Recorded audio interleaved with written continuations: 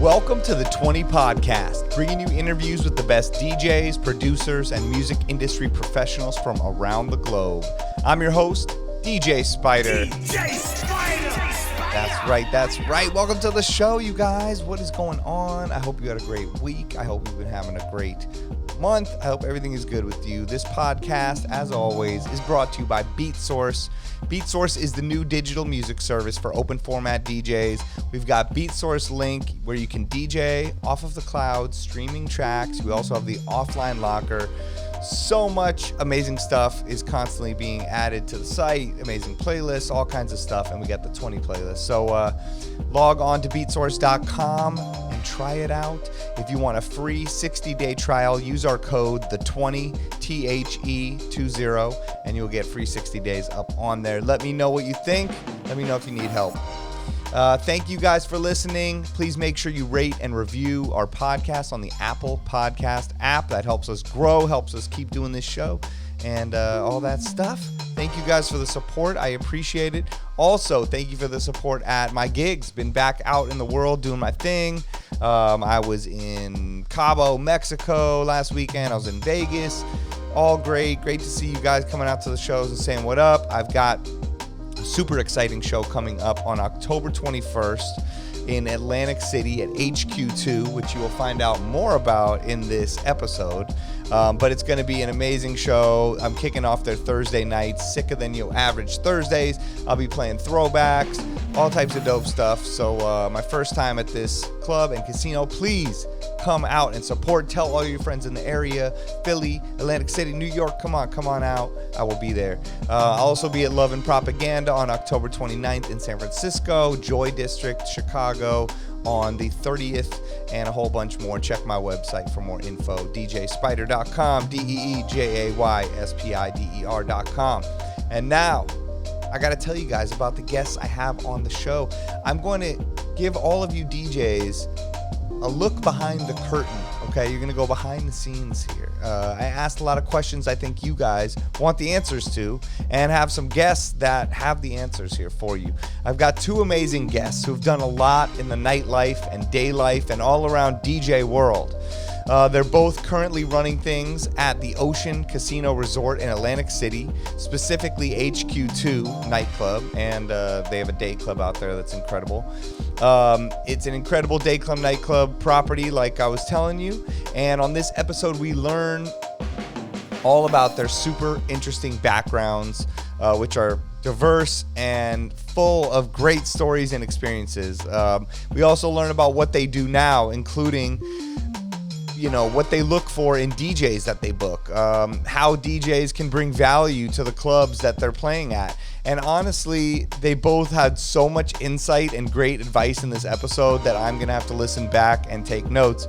I think you guys will really enjoy it. So above all, though, besides all of their accolades and everything they do, these are two stand-up dudes who really do things for the right reasons, and it was a pleasure having them on the show and getting to know them better. So please welcome to the 20 Podcast, we've got Manny Ferreiros and Zach Seidman. Give it up. All right, we are here, you guys. It is the 20 Podcast, and all the way from Atlantic City, I would like to welcome Zach Seidman and Manny Ferreiros. Give it up. That's right. The crowd's going crazy, you guys. What's going on? What's up, homie? What's up? How are you guys doing? Fantastic. Surprisingly, we still both have jobs, so it's a good day.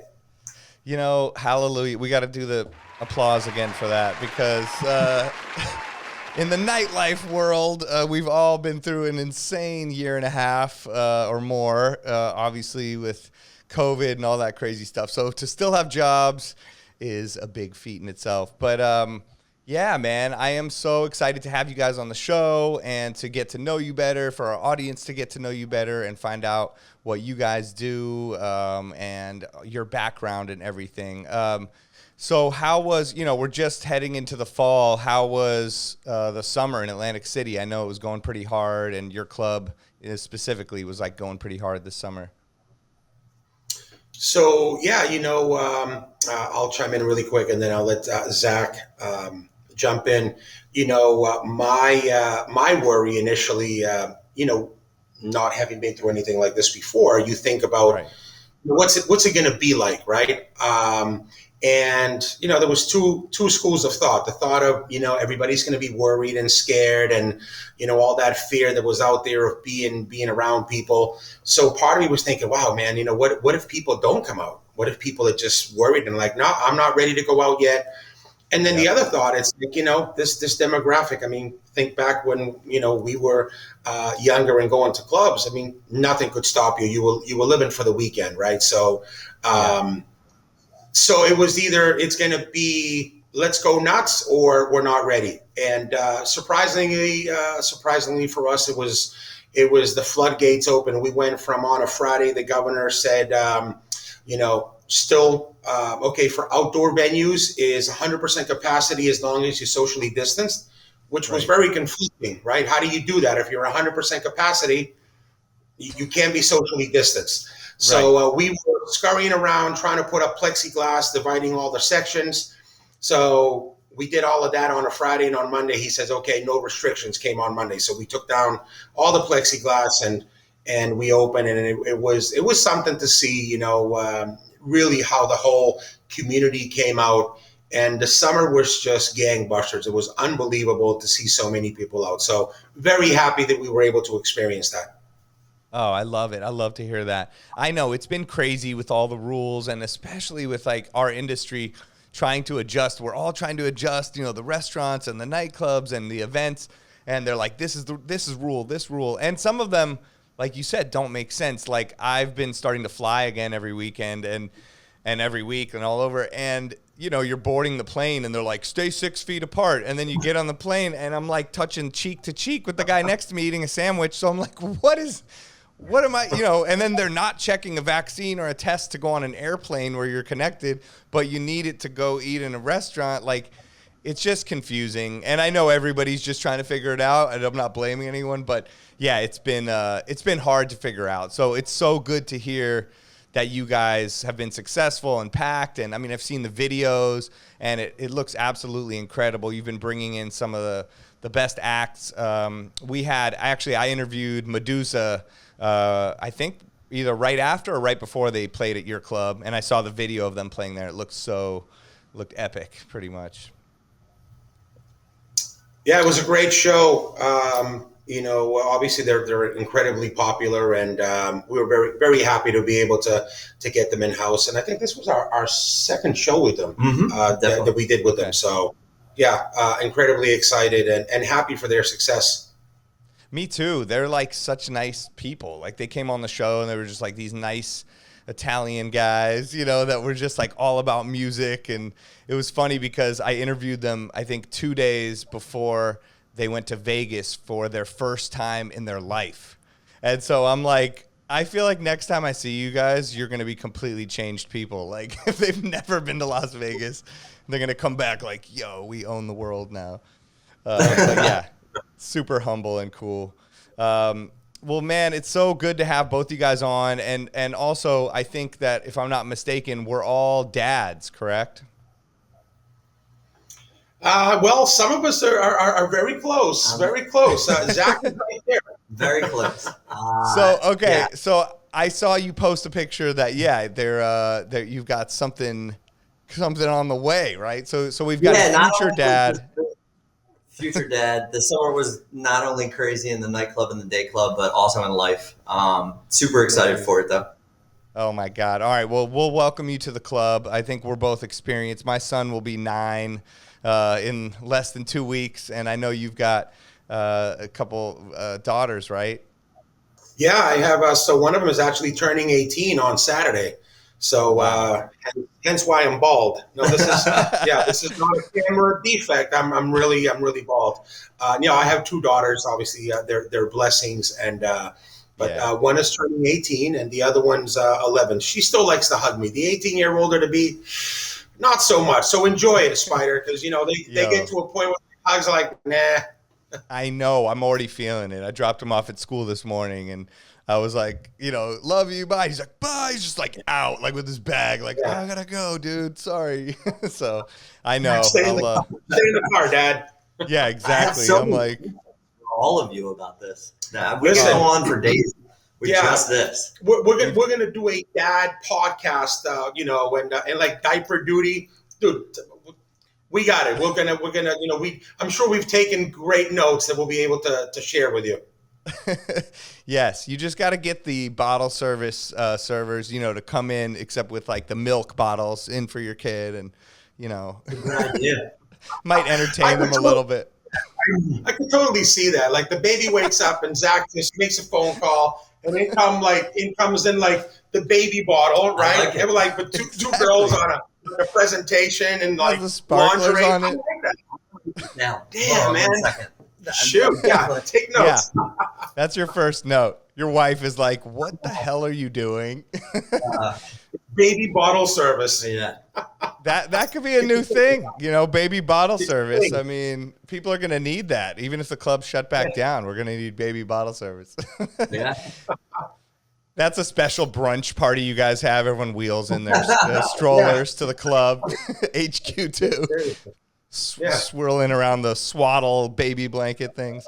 All right. So dad life, we can discuss that forever. Like you said, that's our life. But before we get super deep into all of our, backgrounds, your backgrounds, and learn all the tricks of the trade, I feel like we should let everybody know something that is going down on October 21st. You guys are starting a new Thursday night at your club HQ2 at the Ocean Casino in Atlantic City. And it's called Sicka, Then Yo Average Thursdays. And I will be kicking it off. It's your new open format / throwback, old school hip hop, 2000s hip hop type night, right? So let's give them some info on that if you guys have any more to say about it. Yeah.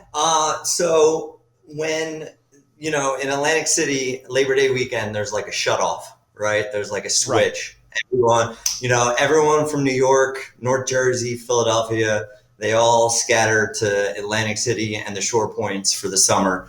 Once Labor Day weekend hits, that switch goes off and they all go back home. And when that happens, the day club closes. And when the day club closes, it means that one of our highest revenue generators goes away, and it goes away for 7 months.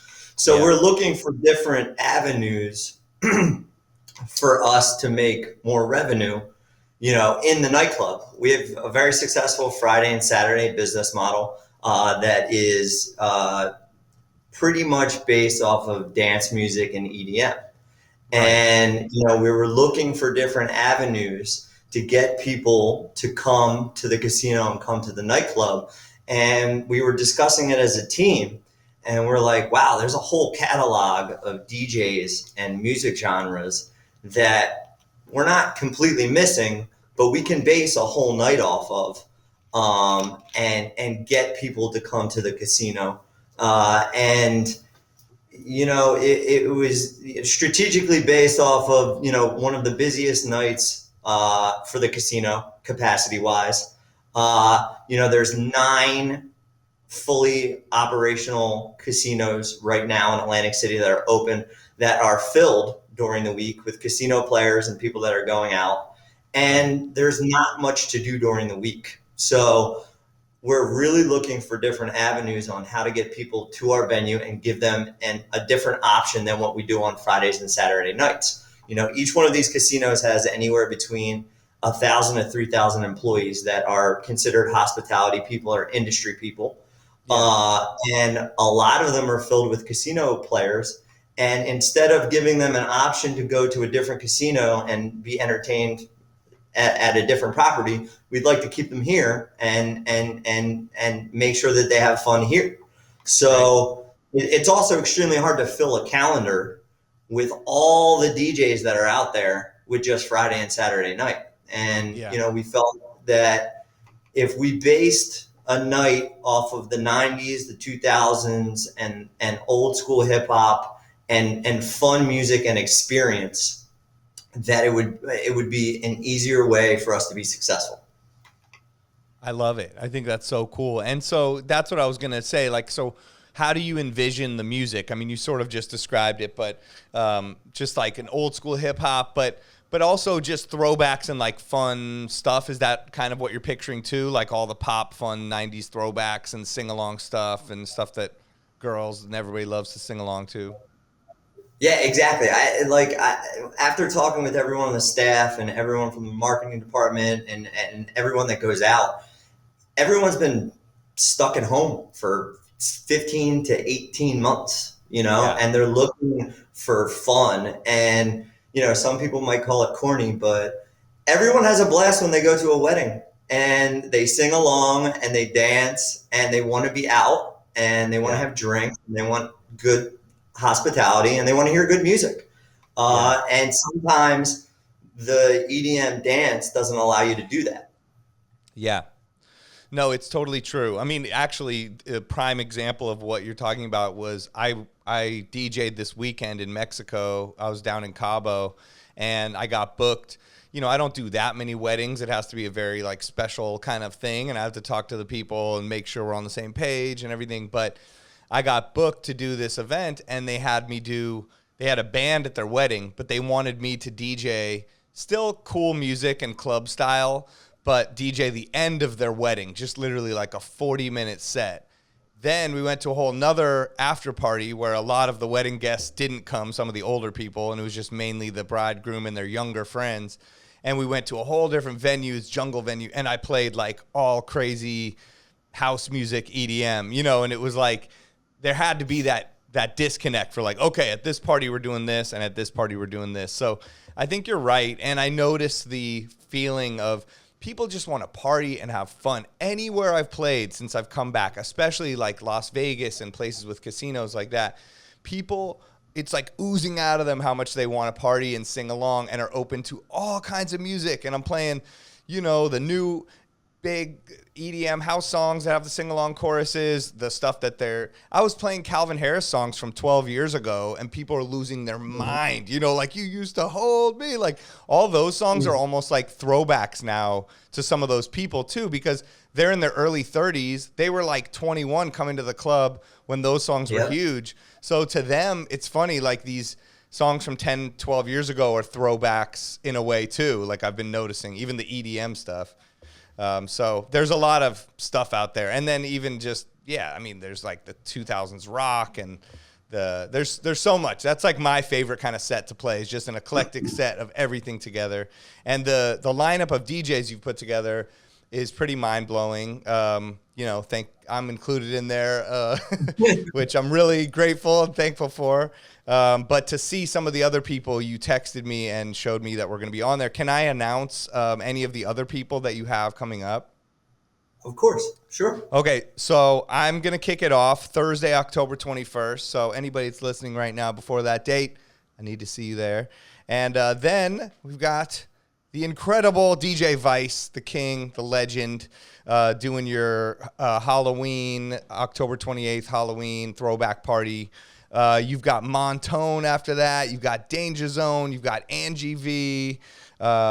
Just right there, that lineup is crazy. And then I saw some of the potential future ones that I don't think I could talk about, right? But the list is really dope. And I think everybody you've booked completely understands that sort of like, format or vibe that you're going for, and is going to be able to just like kill it in that room, and play all the fun sing-along songs and all the stuff that we love to hang and party to.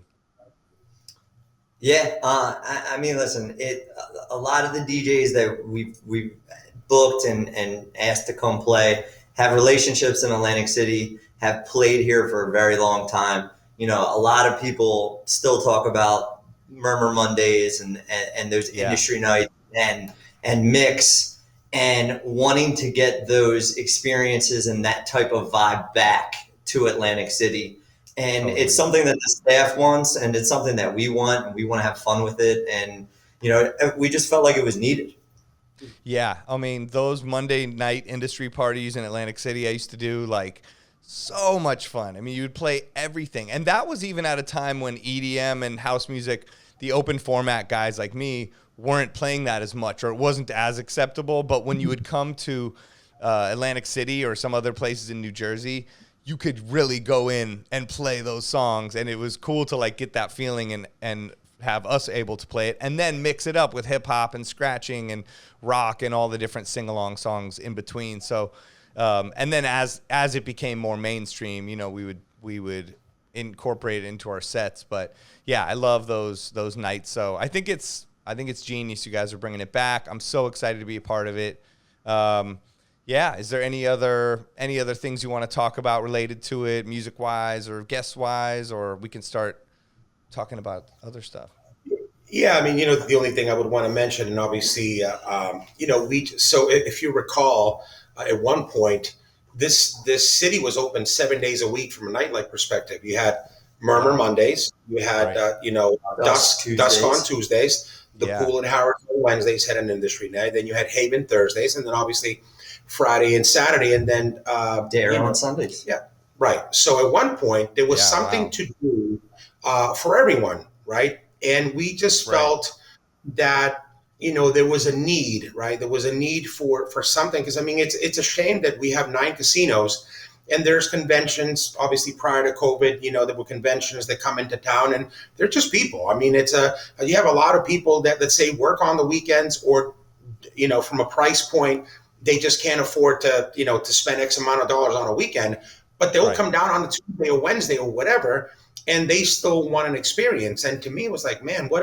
a shame. It's like we're shortchanging that there's a whole market. Imagine coming into a market that has casinos. You come in, maybe you make a night, you know, a night of it with your wife or your date or whatever.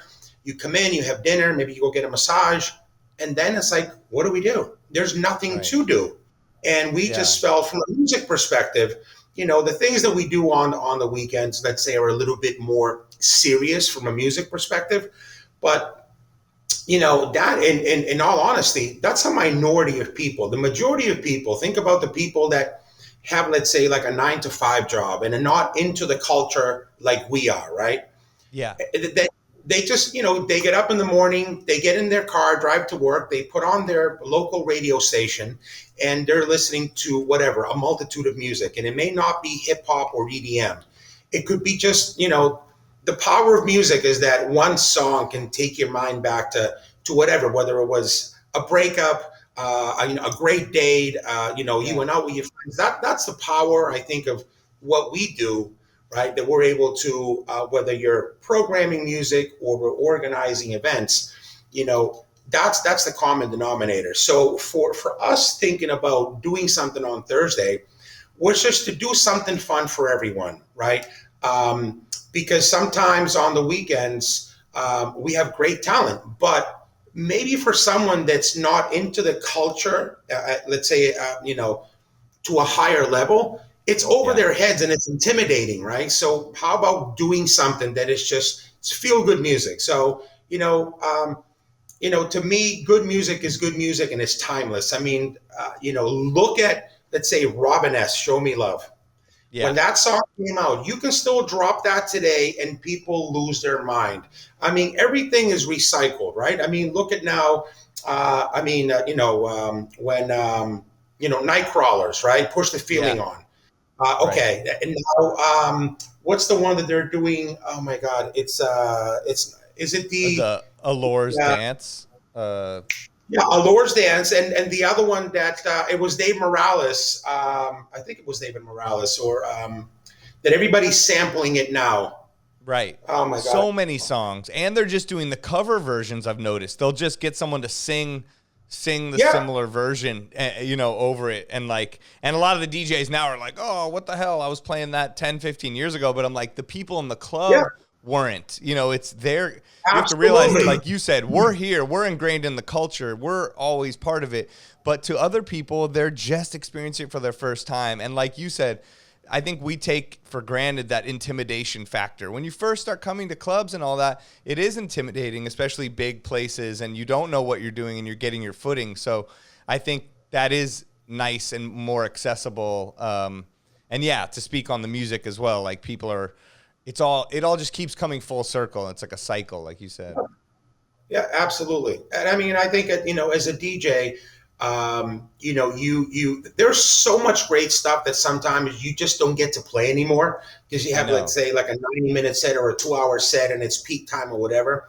Yeah. But you know what? It's so great to be able to drop something out of left field that just catches people off guard. And ultimately, I think that's what it's about, right? Mm-hmm. It's about creating an environment where it's just fun and people leave like, you know what? That was cool, man. And, maybe you forget about whatever reality you're living in. We all have a life outside of work and sometimes you just, it's a lot to deal with, especially on the heels of, not just on the heels, but what we're still living. I mean, you see all the stuff that we see every day. Oh, there's things are spiking, this and that. And, people have endured a lot in the last, let's say 18 months. So I think that part of what we're trying to do is just, do something where it's fun. It's going to be very approachable, very easy on the palate, where we also want to have fun. We want to be in in an environment where, like, man, this is great. And we want to invite our friends,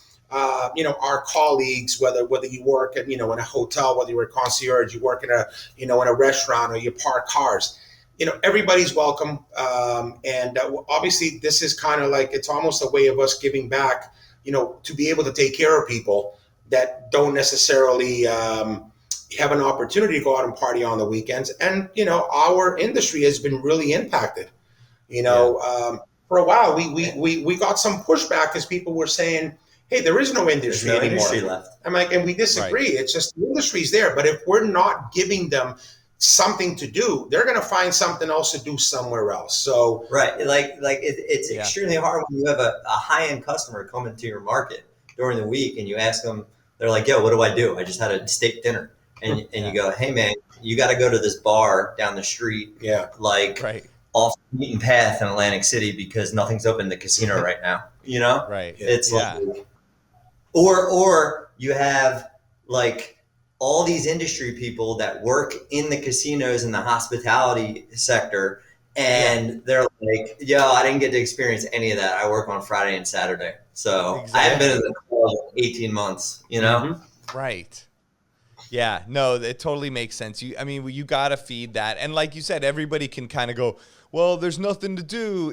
I think people tend to be in that defeatist attitude sometimes, being within this pandemic still. And, well, there's nothing, there's no events, or there's no industry, but there will be nothing unless people build it or make it happen. So you need to have people like you that are like, listen, I got this idea and I'm going to try to make this happen. I mean, Zach, I remember you telling me about this a while ago, you know what I mean? And without people, I think like both of you who are able to just go, okay, this is an idea, we're going to write it out, we're going to make this happen, rather than like, it would be cool if this, but it's not there, and I think that's what a lot of people, they just sort of go, oh, well, someone will do it, so yeah, I think it's so smart. I think that's a really good attitude and a really good approach, to how you guys are doing it. And thank you, even. I think it's commendable and really cool. We appreciate it. Yeah.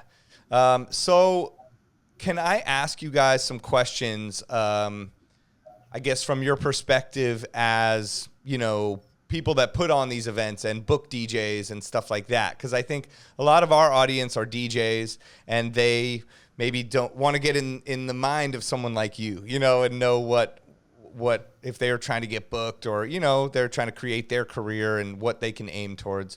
I guess before we get into that, though, when you were talking about the differences of the EDM DJs and open format and the nights and stuff, do you have are there any big differences that you notice between open format and dance music DJs, like in their sets or in their personalities? I mean, obviously the very basic thing about their music, but is there any like specific things you notice in the actual difference of like the types of DJs? So look, everybody, everybody's has their own personality, right? And I think, you have these larger acts that, like, touring DJs that are obviously, they're living, they live on the road, right? Yeah. And to them, I think it's, it's more about, hey, I'm coming here, I'm going to do my set and then hit the road. Right. I think it's a lot, not to diminish what these bigger names do, right? Because they still come and they entertain. But, when you have these, let's say, smaller DJs, I think that they're more focused on really creating a party, which to me, as a DJ, you can't take yourself too seriously. And I say that because, this is what I've been doing for 30 years. Right. Yeah. And I started as a DJ and I still DJ. So I understand what it's like to be behind a DJ booth. Right. And on the outside as an operator. So to me, no matter what I'm doing in the room, my ear as a DJ is always tuned. So I know when somebody, when there's a, maybe a mix that gets away from you, or maybe sometimes, when maybe the in my opinion, what the right sound in the room should be. And as a DJ, I try never to go to the booth and say, hey, right? Because, to me, it's all about the guest. To me, it's always been about the people that wait in line, right? The people that wait in line, they pay, a cover to get in, and they've made a choice. And this is it's a hyper competitive market. Like Zach said, there's 9 casinos. People have choices. Our alcohol is no different than the corner bar, right? Right. Tito's is Tito's, whether you buy it here and you're paying $14 for a cocktail, or you go into the corner bar and you're paying $6 for it. So the fact that people come here and make a choice to come to HQ because we've organized an event and so on and so forth, to me as a DJ, right, and speaking as a DJ, I never forgot that I was there for the people. It was never about me or my ego.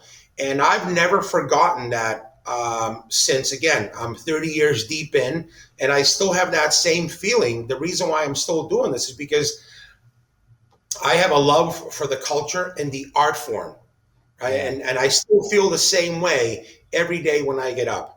I'm very fortunate to be surrounded by, peers like Zach and a great bunch of other people that collectively, we come together and we make stuff happen. But with DJs, look, I've seen some that disappointed me personally because of their behavior.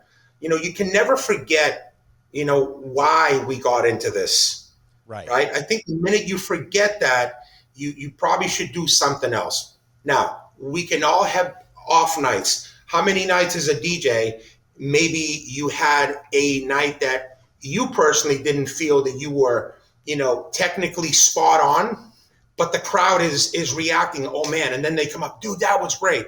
And there were other times that you were like, man, that was great. I nailed everything. I feel good as a DJ from a performance perspective, and that you were true to the art form. But the vibe and the energy may not have translated. So as a DJ, it's always that fine line, right? So to me, I never forgot that, hey, I'm here to entertain. And I think that anybody that we, that we go after to book and make a part of what we're doing, we take that into consideration, that we're hiring people that are in line with what we're doing and what we're trying to do. Because, ultimately, the easy part is when we open the doors. The hard part is doing basically what we're doing is to like, hey, what would work on a Thursday? Who are the people that we want to involve? What's the format? Who are the guys that we feel are going to complement what we're trying to achieve? And then you invite those people into the circle, and we continue to work together and push through it. So, but I do think that you should never lose that eye of the tiger, right? Meaning, like you should always be hungry to learn something, to entertain, because ultimately people are coming here for you, and it's all our jobs to make sure that they leave happy. That honestly, such good insight and such words of wisdom that I think people could take so much from. Like you got to rewind what some of the stuff you said, because I'm not following that. I'm not going to follow that. No, Zach, you know what's up. I've talked to you before, and you've also told me some great insight about things like that. And with some of the things that Manny's speaking on are some things that I used to hear DJ AM say and talk about. And that's someone that you've talked about as some of your influences. And I think it's so insightful to say that some of the open format people really don't lose track of that they're there to create the party and for the people, because like AM used to say to me, like, if I was opening for him, he would sort of say like, okay, this is the kind of stuff you should play, because then I'm going to do this. Or he would say like, you're there for the girls, or you're there for the people, you know, and it was the same kind of thing. Like don't forget that, like, because you want to be up there, you're scratching, everybody's staring at you. It feels like it's your show. But at the same time, you have to have that, you know, I don't know, symbiotic relationship or whatever it is, like that connection with the crowd, and you're there for them. And that's where the importance of reading the crowd comes in too. Because if you're just up there like, well, I made this show, these people suck, they're not reacting. It's like, well, maybe you need to react, you know, just like, I don't know, you know, so you have to be able to look at them and feel the energy and change and go as you go with it. And, create the party, you know, and realize that you're there for them as well. So that's so smart. It's such an important thing that I think that people need to remember. And yeah, you will start to take things for granted, and you won't always have the best night, you know, and you just have to kind of keep going. That's how you learn through the experience. So that's amazing. How about this question? What can DJs do to get your attention in a good way? Like, let's say there's DJs that want to get booked or trying to one day DJ at a place, or even just open or get in. Is there ways like how do you find new talent? What you know, or how do you seek out new talent? What's something that someone could do that you're like, okay, I think this person could work with us potentially? So from that aspect, I've always use the relationships that I have with DJs that have a reputation, that I've booked for a very long time, that are in the scene, that are traveling around the nation, and where I'm in Atlantic City and I can only watch from social media or you know, not being at work, and getting their insight on who the up and coming DJs are, like whose brand goes along well with our brand. Who should I be looking out for? Who can, you know, benefit our venue by, you know, some people that they can bring in? Who has, you know, like for me, it always comes down to like, yo, first off, is this person a good person, and does their brand align with our brand? Okay, right. That's the first thing. Like, because nobody really wants to deal with an asshole, right? Like, and they're in our business, you know. And then the second thing is for me is, are you talented? Are you talented enough to be in a venue that has a standard that might be right up here? And then all the other small things come along after that. After being a good person and brand, and then, you know, then the price point comes in, and you know, where you're from and who your crew is and all that stuff. And I always go back to relationships and people who are in the scene and can go to Vegas and be like, yo, I heard this dude, he was dope. You should definitely look into bringing him to Atlantic City. He would play this market perfect because, you know, this is the type of music he plays, and stuff like that. That's great. And that also shows why anywhere you are, you should be giving it your all, because you never know who's listening to you and could be like, yo, Zach, man, you got to check this person out. You know, like even if there's 8 people where they're DJing or something. Sorry to cut you off, Manny. What were you going to say? No. I mean, you know, for me, it's a combination of things, right? Because it's again, I look back at when I started, when I started as a DJ, it's like, look, you know, we all need opportunities. Somebody has to give you an opportunity and a break, right? It just, for me, personality is big. I'm all about the person. I'm not big on egos. I'm not big on people that think that, you know, whatever, they think too much of themselves. And to each their own. I'm not here to judge anyone. I just think that, and I speak from my experience when I was in Boston and I experienced the success, if I can use that word, as a DJ that I did up there. You know, I never considered myself the best DJ. I was an average DJ at best. But the combination of my work ethic, my personality, and professionalism, you know, that combination made me relevant in the sense that, look, I mean, I was living the culture. But but again, it's like, hey, if the gig started at 10, I was there at 9:30. Right. Yeah. I always marketed what I was doing, and I'm going back a long time before social media. You know what I'm saying? So the reason why I was able to maybe have the residencies that I had is because I worked at making sure that what I did was successful, not just for myself, but for the venue. Right. So we get emails all the time, and whether it be personal emails or in the general inbox, and I never forgot what it was like to be on the outside of the booth, right? So I always read the emails. I try to be courteous, professional, reach out to people and just have a conversation, because I can pick out someone that's just in it because, hey, HQ, I want to play there. Of course. Yeah. I mean, what DJ doesn't want to play, let's say, Ultra Music Festival or EDC, right? Right. Yeah, we all want to do that. But, to me, it's all about how you present yourself, how you conduct yourself. So I always like the same thing. Like when we interview somebody could apply for a job and have an incredible resume. Yeah. I don't hire resumes. I hire people. I hire character. So it's the same thing with the DJ. We get approached all the time, and to pick up on something that Zach said. So we have industry peers, right? So let's say you're on the West Coast, and a West Coast DJ maybe hits us up, right? That we don't know. We'll do it like, hey, Spider, DJ X hit us up. Are you familiar with him? Right? So, this is an approach that we use with everything, not just giving, opportunities to somebody, because at the end of the day, guess what? You know why I'm sitting here? You know why he's sitting here? Because of opportunities. Right. Yeah. Someone along the line gave you an opportunity. It's like, we were up at bat. We swung that bat that got us to another team and got us to another team, and so on and so forth. So we try to involve new people. And I mean, a lot of our openers were people that we didn't know, we didn't know. And look, I've passed on known talent just because of how they came across. It's not just if you're a good fit for us, we also have to be a good fit for you.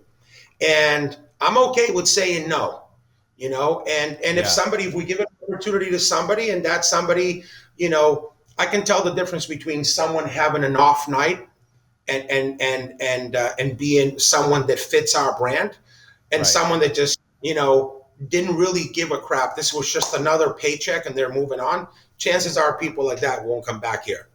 Yeah, I can give you a perfect example of this, and it happened to me in 2018.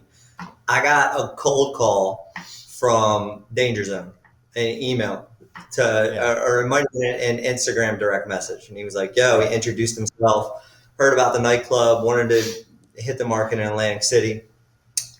I didn't just blow him off, and I was like, "Yo, homie, nice to meet you. Let me do some research.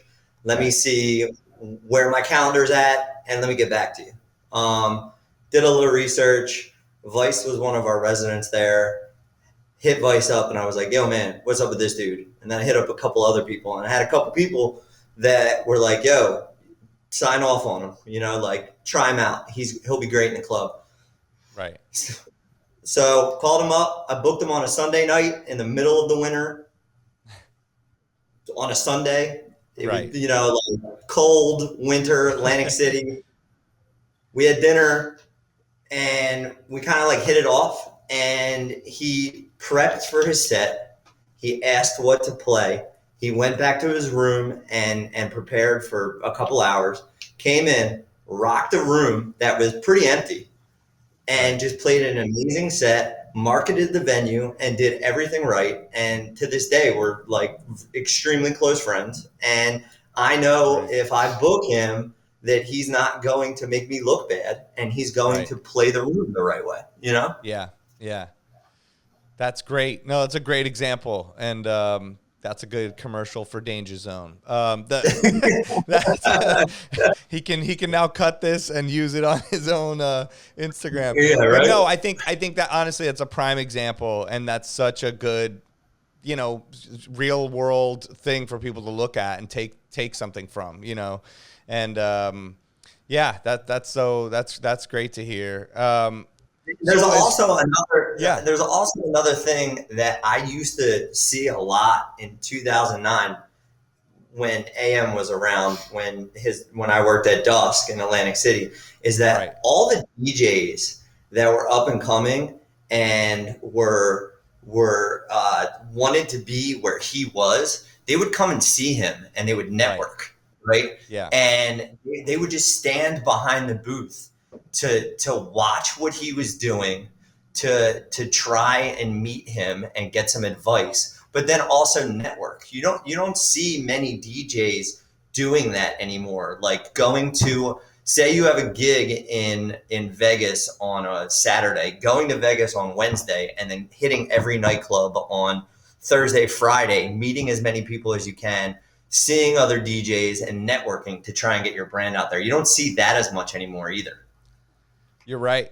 I know. And I think that's something I always did, and I still kind of do, even though I'm more known and I've done my thing. Like, I think I was in Vegas a few weeks ago and I went a day or two early, and same thing. I made sure I went to IU Day Club and Nightclub and went to all the new spots and showed my face, saw people. And even if the networking, it was just more genuine. I want to see everybody and be out there, but it's the same kind of thing. Like, I also want to get a feeling for what's the music like now? What are people into? What are the crowds like? I heard, Ruckus playing some stuff I had never heard before. And then I was like, okay, gotta look into that. Is that what's happening now? Okay, I heard these DJs playing this. And so same kind of thing. You have to immerse yourself into the world to really know what to bring, to know how to bring the right thing to the clubs, and especially with everything being totally different, like how we're going to do this throwback night,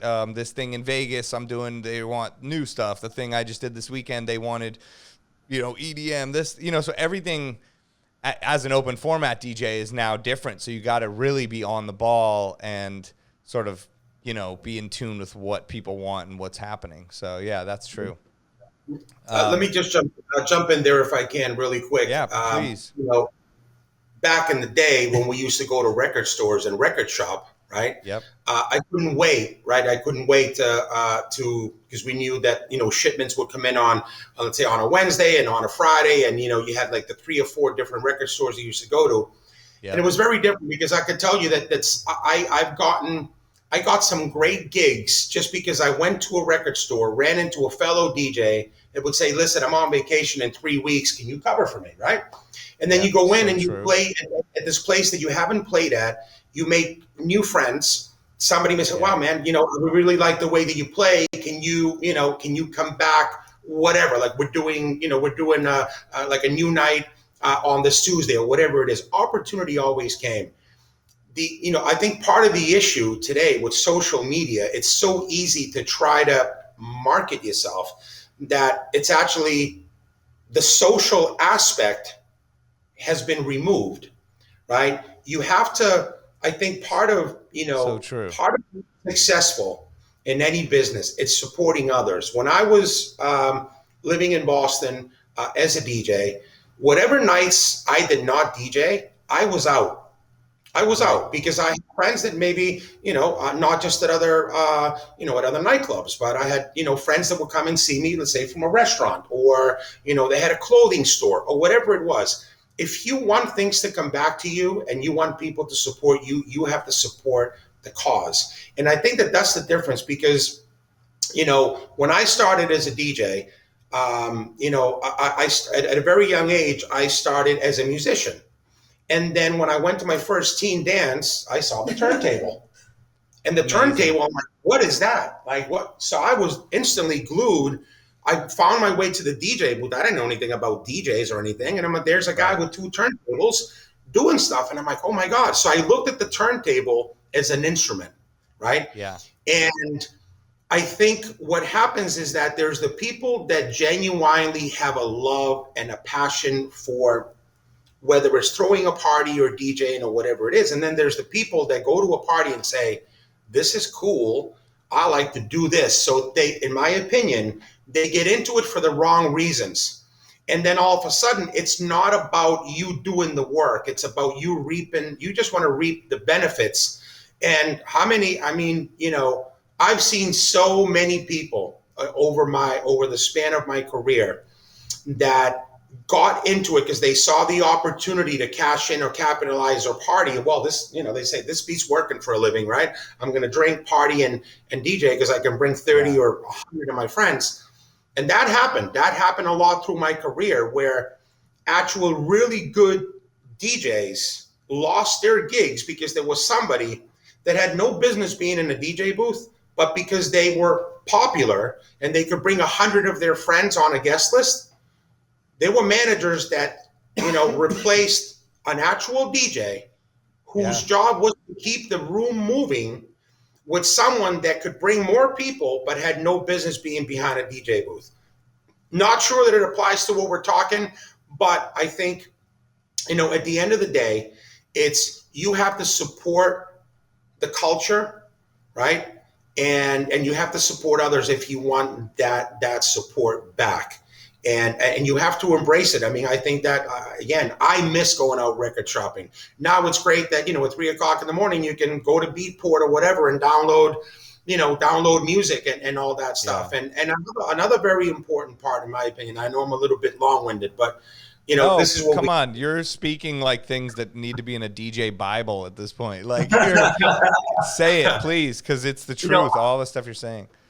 I think that part of being successful in any, in whatever you're doing, if you're a chef, I think it's good for you to go to another restaurant and try somebody else's meatballs, right? 100%. So for me as a DJ, was always good to not just go and support what other people were doing, right? But also to just, and I mean, I'm sure you can relate to this because I think you touched on it already. That you go to a club and you hear maybe a song that you've never heard and like, oh, that's cool. But it's the impact that you see a certain song have in a room that is like, oh my God. It's like, oh my God, look, I'm sure you heard of the name Armand Van Helden, right? So I had the opportunity to work with Armand when he first started in the business in Boston with Megamix before it turned into X-Mix. So the original crew was Armand, Lenny Bertoldo, right? Neil Petricone, Larry Clausen, they still own X-Mix. And one thing about Armand, okay? Wait, I did not know that. That's crazy. So you mean X-Mix like that, where they would re-drum and do the intros, like, but this was before digital stuff. It was like So we all started working, and so it was a record store, Dance Music Plus. In East Boston. Dance Music Plus was on the first floor. And then on the second floor, it was Mass Pool, which is still around today. It was a record pool. And across the hall from Mass Pool, there was a room that was rented and was turned into a recording studio. And that was that was Megamix. That was I'm talking probably 89. Wow. 89, maybe 90. And it was, so Neil Petricone and Larry Clausen are still the owners of Megamix. I apologize, X-Mix. And Neil still manages Armand. I mean, they're still the people behind Armand Van Helden. So first people that went in there, it was Armand and Lenny Bertoldo, and we were all working together. And, nobody knew who Armand Van Helden was. Nobody. It was just, to us, he was Armand, the guy that was our friend, we just hung out. And he started making, records. And before he got popular by doing, Professional Widow and all that stuff, he had a lot of aliases. He had Captains of the Caribbean and AV8, and he was doing stuff like that. There was great stuff. But the thing about Armand would go out and he would listen. And he would come back and be inspired by something, because it's about, if you can translate that energy onto the dance floor, then you're doing your job as a DJ. When you get caught up too much in you and about you, you've lost it. Look, there's a lot of music that let's say I used to like or I still like, but it didn't necessarily work in the club. So, hey, make a mix. Pop the CD in your car or your tape or, you cassette that back in the day. But when you step behind a DJ booth, it's about you doing your job for the audience that came there to be entertained. Oh, man, that's so true. And, like, you have so many good points in there. I had a few things I was going to reply to, and I kind of like lost my train of thought on it. But it was, yeah, I mean, that's all, you know, just things that DJs need to like burn into their memory, you know. I should have written down the one thing I was going to reply to, but yeah, it'll come back to you, I'm sure. Yeah, it'll come back at some point. But I mean that it's you know, it was the one thing you mentioned was that people just want to reap the rewards. That's what it was. And that so last week I had someone named Guilty Beats on, and he's a dope producer and DJ. He's from Ghana. He's really big in the Afro beats world, and he's killing it right now. And he had like posted something. It was like a Jay-Z quote, but it was the same thing. Like, people just want to copy the end result, but not put the work in.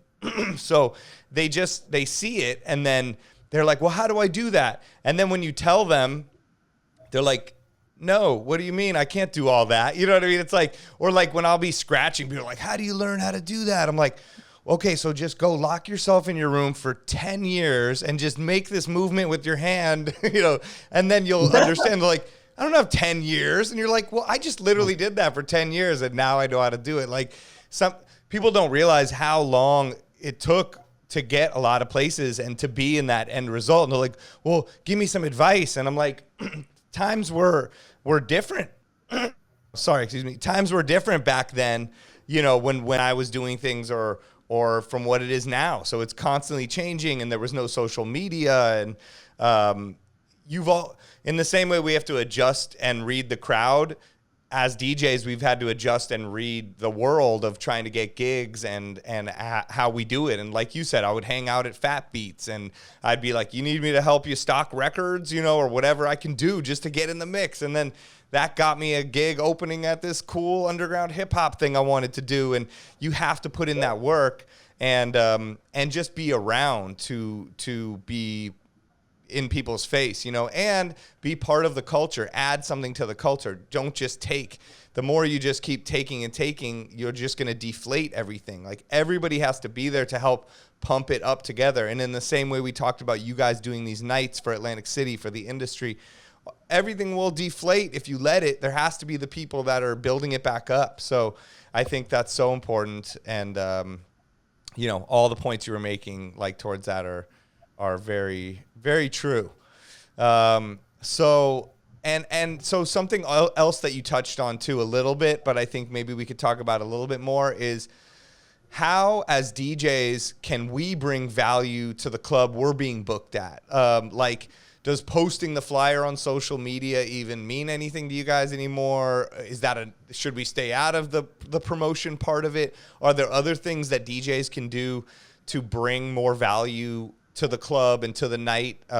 Or is it better to let the marketing professionals do it and the DJ just do their thing? Like, what's your opinion on that front?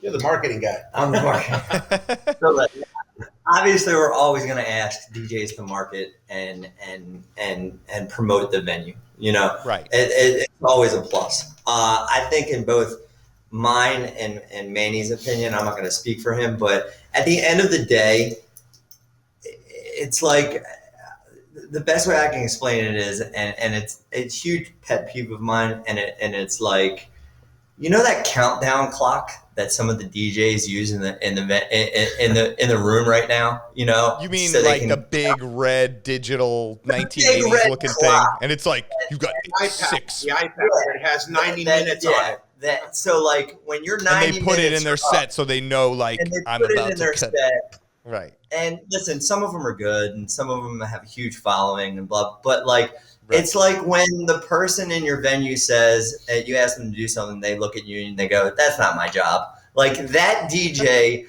wants to be there for literally 90 minutes. And then when that clock hits 0, they want to get out of the booth and they want to leave the room. And for me, it's like, when I go to work, I want to do an all-around good job. I want to do a really good job hospitality-wise. I want to do a really good job in sales. I want to treat the staff correctly. I want to treat my customers correctly. And I want to book correctly. And if I don't do all of those things, I feel like I'm doing a bad job. I feel like the DJ should do the same exact thing. Prep your set, market the venue, bring as many people as you can. But your main job is to play the room, not play the music that you want to hear and that you think is cool or that is good for your brand, but play for the room and the customers that are there, so they have the experience that they are paying for, not just so you can get paid and go home. Yeah. No, that's the truth. That countdown clock thing is pretty interesting. I never really thought about it like that. I mean, I don't even see it that much. I see it at clubs, like when I see the pictures and stuff sometimes. Yeah. But it is an interesting thing, and I've never even thought like that. I've known that I have set times, and I've sort of like glanced at the time. But like even I did HQ2 Nightclub, I think a week and a half, 2 weeks ago, and my set time was supposed to be 2 hours. And I looked down, I'm like, holy shit, I've been DJing for 2 hours and 57 minutes. Like I'm almost at 3 hours right now. Like, and having a blast at work, and you were probably having a great time. I was having fun, and I had this whole crate I hadn't even dipped into yet. And like, and for me as a DJ, I mean, when I first got into DJing, one of the main joys of mine and the main focus was finding dope music or remixes or things and playing them for people. Like I love to share music, and I know that isn't as much of a thing now because everybody can discover it themselves and all that stuff, and we are there to entertain them. But there's a happy medium you can find, a balance in there, where you're entertaining them and you're giving them the music they know, as well as introducing them to new things. And just, the reason why I'm saying that is just that I don't know. I come from it from a love of DJing and music. And so I'm not really like scrutinizing like second by second. Like, sorry, bro, I'm 1 minute over. Like, unless you're going to cut me a check for my overtime, like I'm fucking out of here. Like that is a weird way to approach things of like. And I'm not saying that all the DJs that use that clock, like I know that there's a functionality to it, but right. There's some people like your main job is. Go ahead. Yeah. Oh, I was saying I think you're just using it as an example of it almost. Right. It can convey a feeling of I'm only doing this to get paid, or I'm putting in the time I have to that it says on the contract, but I don't really want to be here. Like you said, this isn't my job. I'm paid just to paint this wall on the left, not the right. And it's like, okay, come on. Like we're all a team here, especially when we're all in the club. We are a team, like you said, to make this the best night possible, no matter who has to do what. Like when I come to a place, if I got to rewire every fucking thing or every little thing ever, I'm doing it. You know what I mean? Like I don't care if I'm just there to provide the music. Like if I need to be the sound man or if I need to do anything, I will do it. If I'm doing the confetti cannons and whatever I got to do, like, we're all there as a team. So yeah, that's a pretty interesting way to look at it. But I think it's something that as DJs, sometimes they don't know, or we don't know like how much to put in or what's expected of us, besides doing a great set or something. So I think that's good insight that you gave us. Yeah, look, I think, success is hard work, right? It's not luck. Yeah. Along the way, you get a little bit of luck. And to me, it's I always, and Zach will attest to this, when we have pre-shift before we open the club, I always try to remind my teammates that you have to have an owner's mentality. What do I mean by that?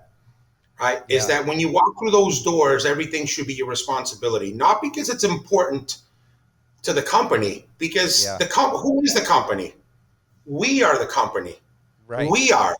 We're the ones, there is no secret entity, right? It's like, we're the ones that make up the team. We're the ones that, that drive, that push this machine.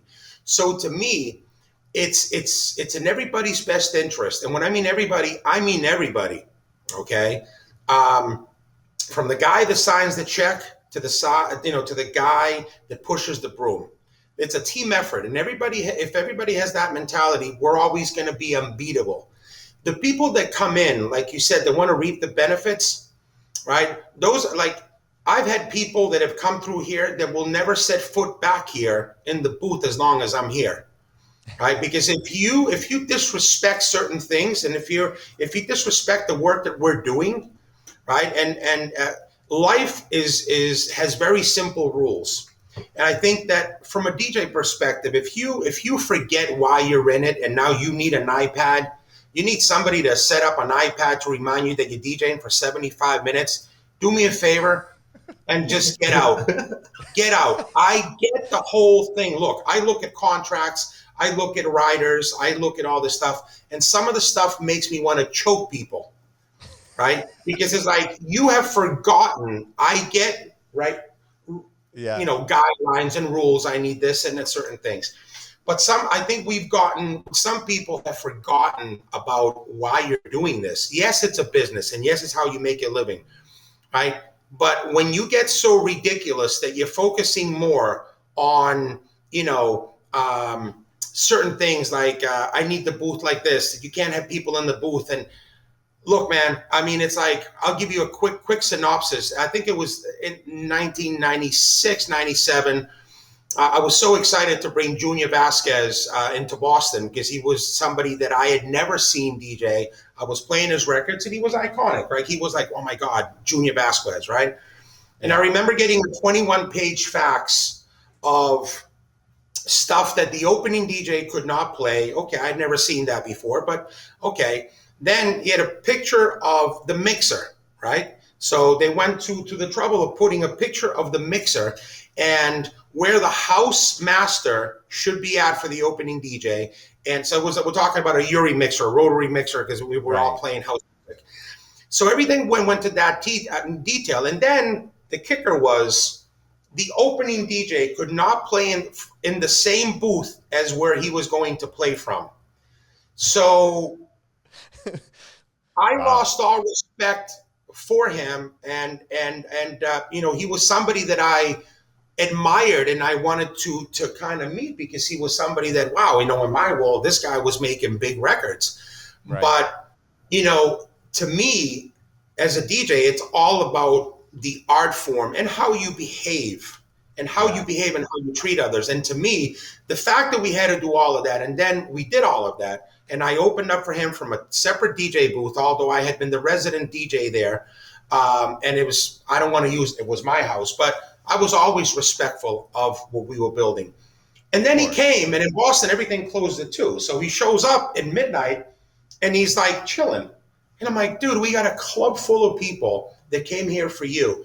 The point is that, if you don't care, if we take the time to book you and we take the time to put together a marketing plan on how to promote you, and then you don't support the efforts that we're trying to do to promote you, then why should I have an interest in your future?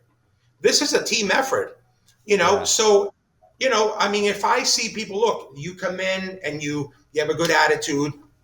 I understand that, you live on the West Coast. Look, it's not like we booked you live in Philadelphia and maybe you're going to bring 40 people. I'm not going to look at you as, how many people did Spider bring today? How many tables did he book? That's not your job. We're hiring you because we want to make sure that you own that DJ booth, and then you take the dance floor as your palette, and now you're going to paint something that's going to translate to people having a good time. If you are pushing your things through social media, of course, we look at that too, because it's like, I don't expect that just from you. I expect it from every bartender, every server, every barback, everybody, because that's how winning is done. Everybody has to take an interest in the success of what we're doing, not because we want the club to make money. This is what we do. Yeah. So if everybody takes an interest, you're not doing it for the club, you're doing it for your future, right? The more successful we are, guess what? The more we're going to be able to do things like this. And then maybe we'll say, hey, Zach, Thursdays were a success. Can we do a Monday? We're not going to do that unless the people that are involved take that interest. Right. No, these are honestly such valuable gems, and it's cool for me to hear because it's funny, I do this podcast and I'm trying to delve into things that I think the audience and all these other DJs around could utilize this information. But it's cool for me to even talk to you guys and hear these things from my perspective. And you know, because I'm traveling around doing all this stuff and want to make sure I'm adding the right value to everywhere still. And no, that's great. I mean, you know, you are very insightful in this DJ game and the nightlife game. And I mean, both you guys have done so much. And I mean, we've been talking for an hour. I don't want to keep you too long. Should we jump off now, or you want to keep going? No, we're just getting warmed up. Where are you going? What, you gotta go okay. Pee? No, I didn't know if, you know, I know you guys are busy people. Don't know if you got meetings or something, but yeah. I mean, I have mine off, so it's all right. It's okay. All right. So yeah. All right. Well, then let me know if you got to go. But yeah, I mean, I have a lot of other stuff that we could delve into that I think that could be cool because, you know, we've kind of talked about things between both of you, but we haven't gone into that much of your individual stories. And so, Zach, maybe I could start with you with a couple things that, you know, I noticed from the outside, and then you could expand on it. But, you know, off the bat, you seem like a super motivated dude in like every way, you know, from work to your life. Like, I mean, just looking through your social media, which I know is probably just a fraction of your life, you're like doing a ton of things.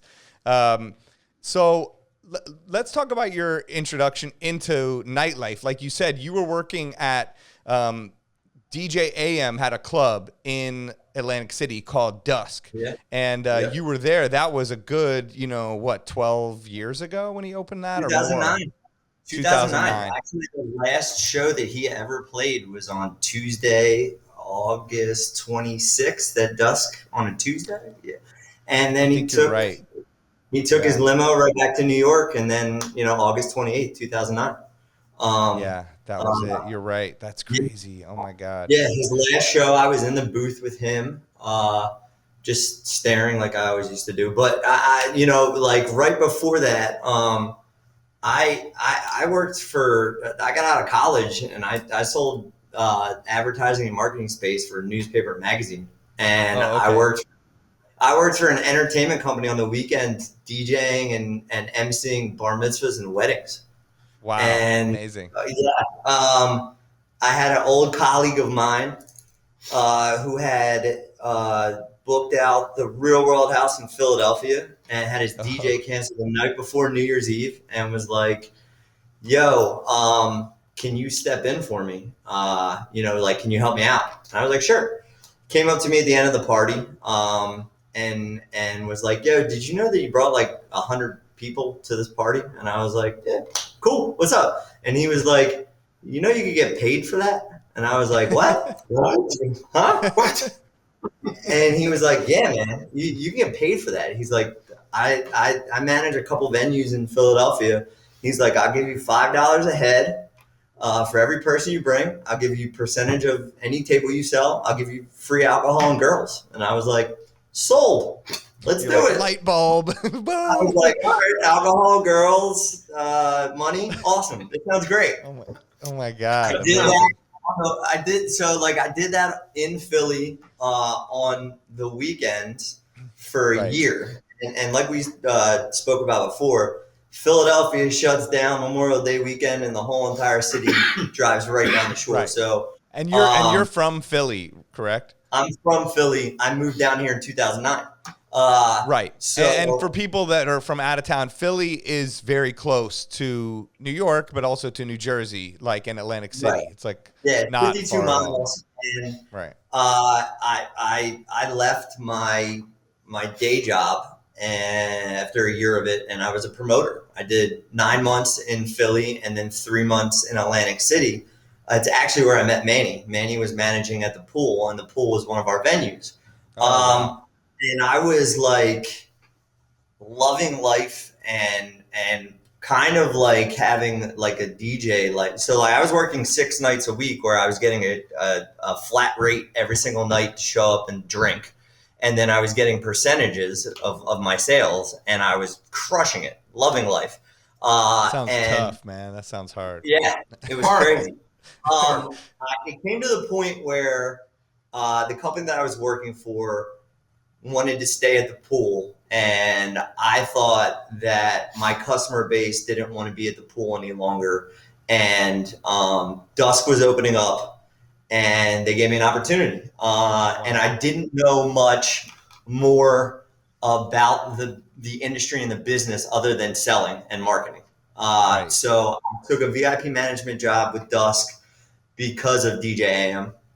I used to go to Rumor and Mix and watch him and you and Vice, and I would just stand behind the booth and be like, yo, these guys are freaking awesome.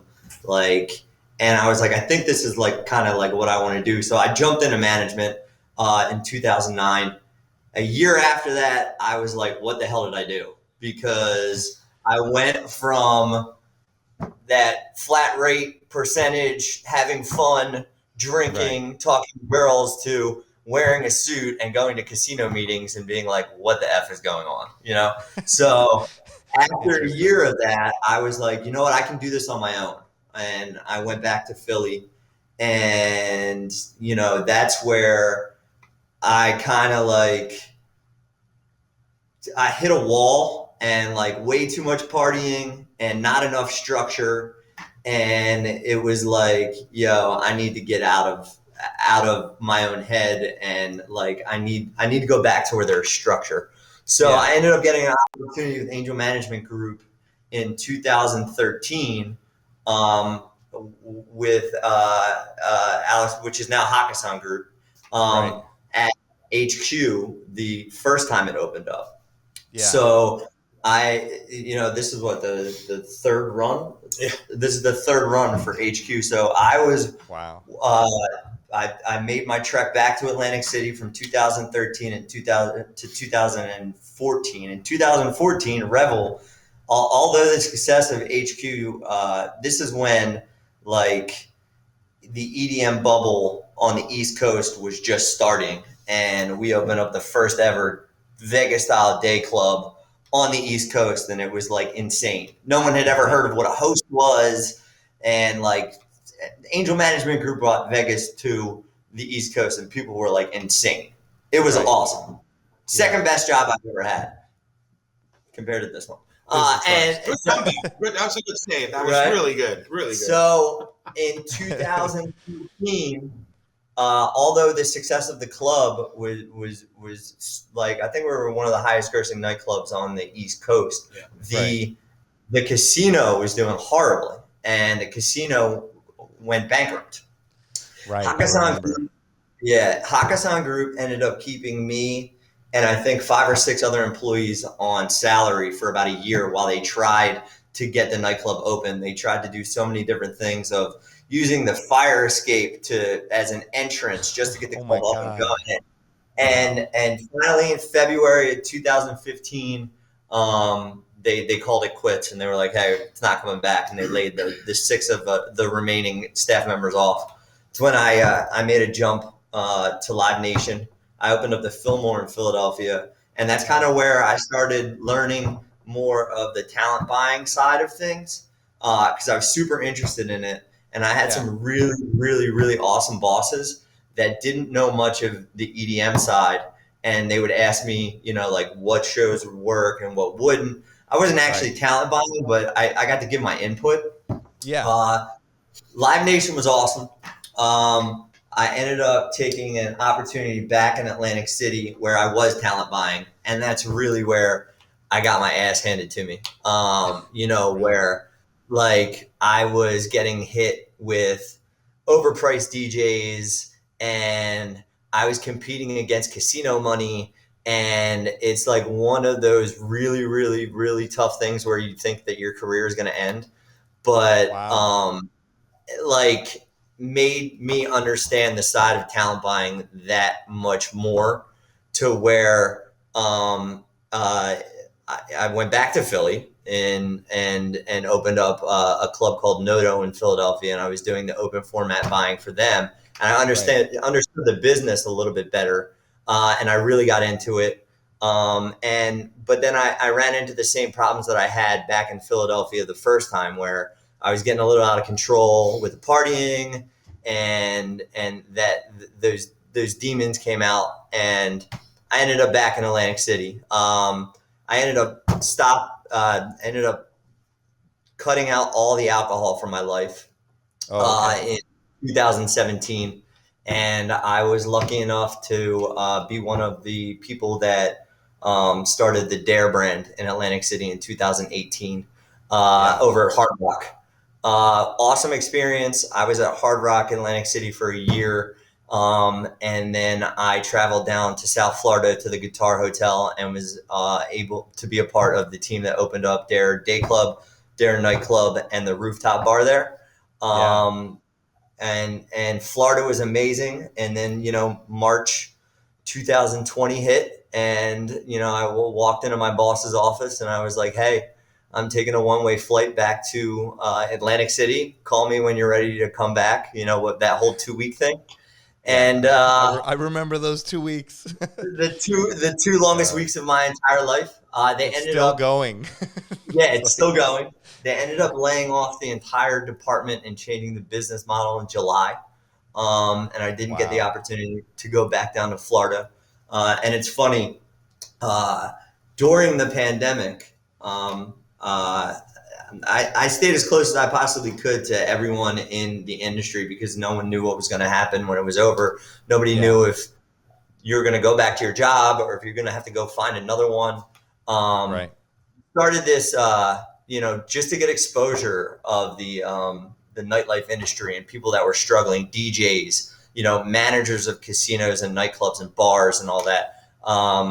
We piggybacked on a campaign that the Big Night Entertainment guys did in Boston to gain awareness, and we did a run on New Year's Eve. And the idea behind it was, run a mile, and it was also based off of Vice's 1 mile a day challenge.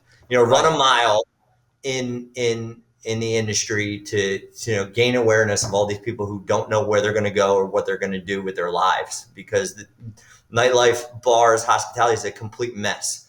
I ended up, running into Manny on the boardwalk for that run. And, we started talking about the future of Atlantic City. And at that point, I don't think he had talked to the casino much at all. And, he asked about Dare and I asked about HQ, and we didn't really know what was going to happen. He ended up getting the position back at Ocean and started ramping up, and he and I kept in contact. And, I was late to the game. I was still trying to get back to Florida, and they opened up, and, back to what we were talking about before, I got off my ass and got out of the house and just kept on showing up to the club, and, I showed up with my customers, and, Manny and I were negotiating and talking, and, I was lucky enough to be given the opportunity. I came back in, and it's been a blessing, in disguise, and I couldn't be happier to be a part of it as of right now, Yeah. Oh my God, what a story. That's incredible, honestly, all the twists and turns. And it's so cool to hear from the DJ, from my perspective and stuff, to hear just sort of your challenges with talent buying and all the stuff that goes into that, because I think DJs and people on the other side take that for granted, all the stuff that you guys have to go through and learn and deal with, and the competition between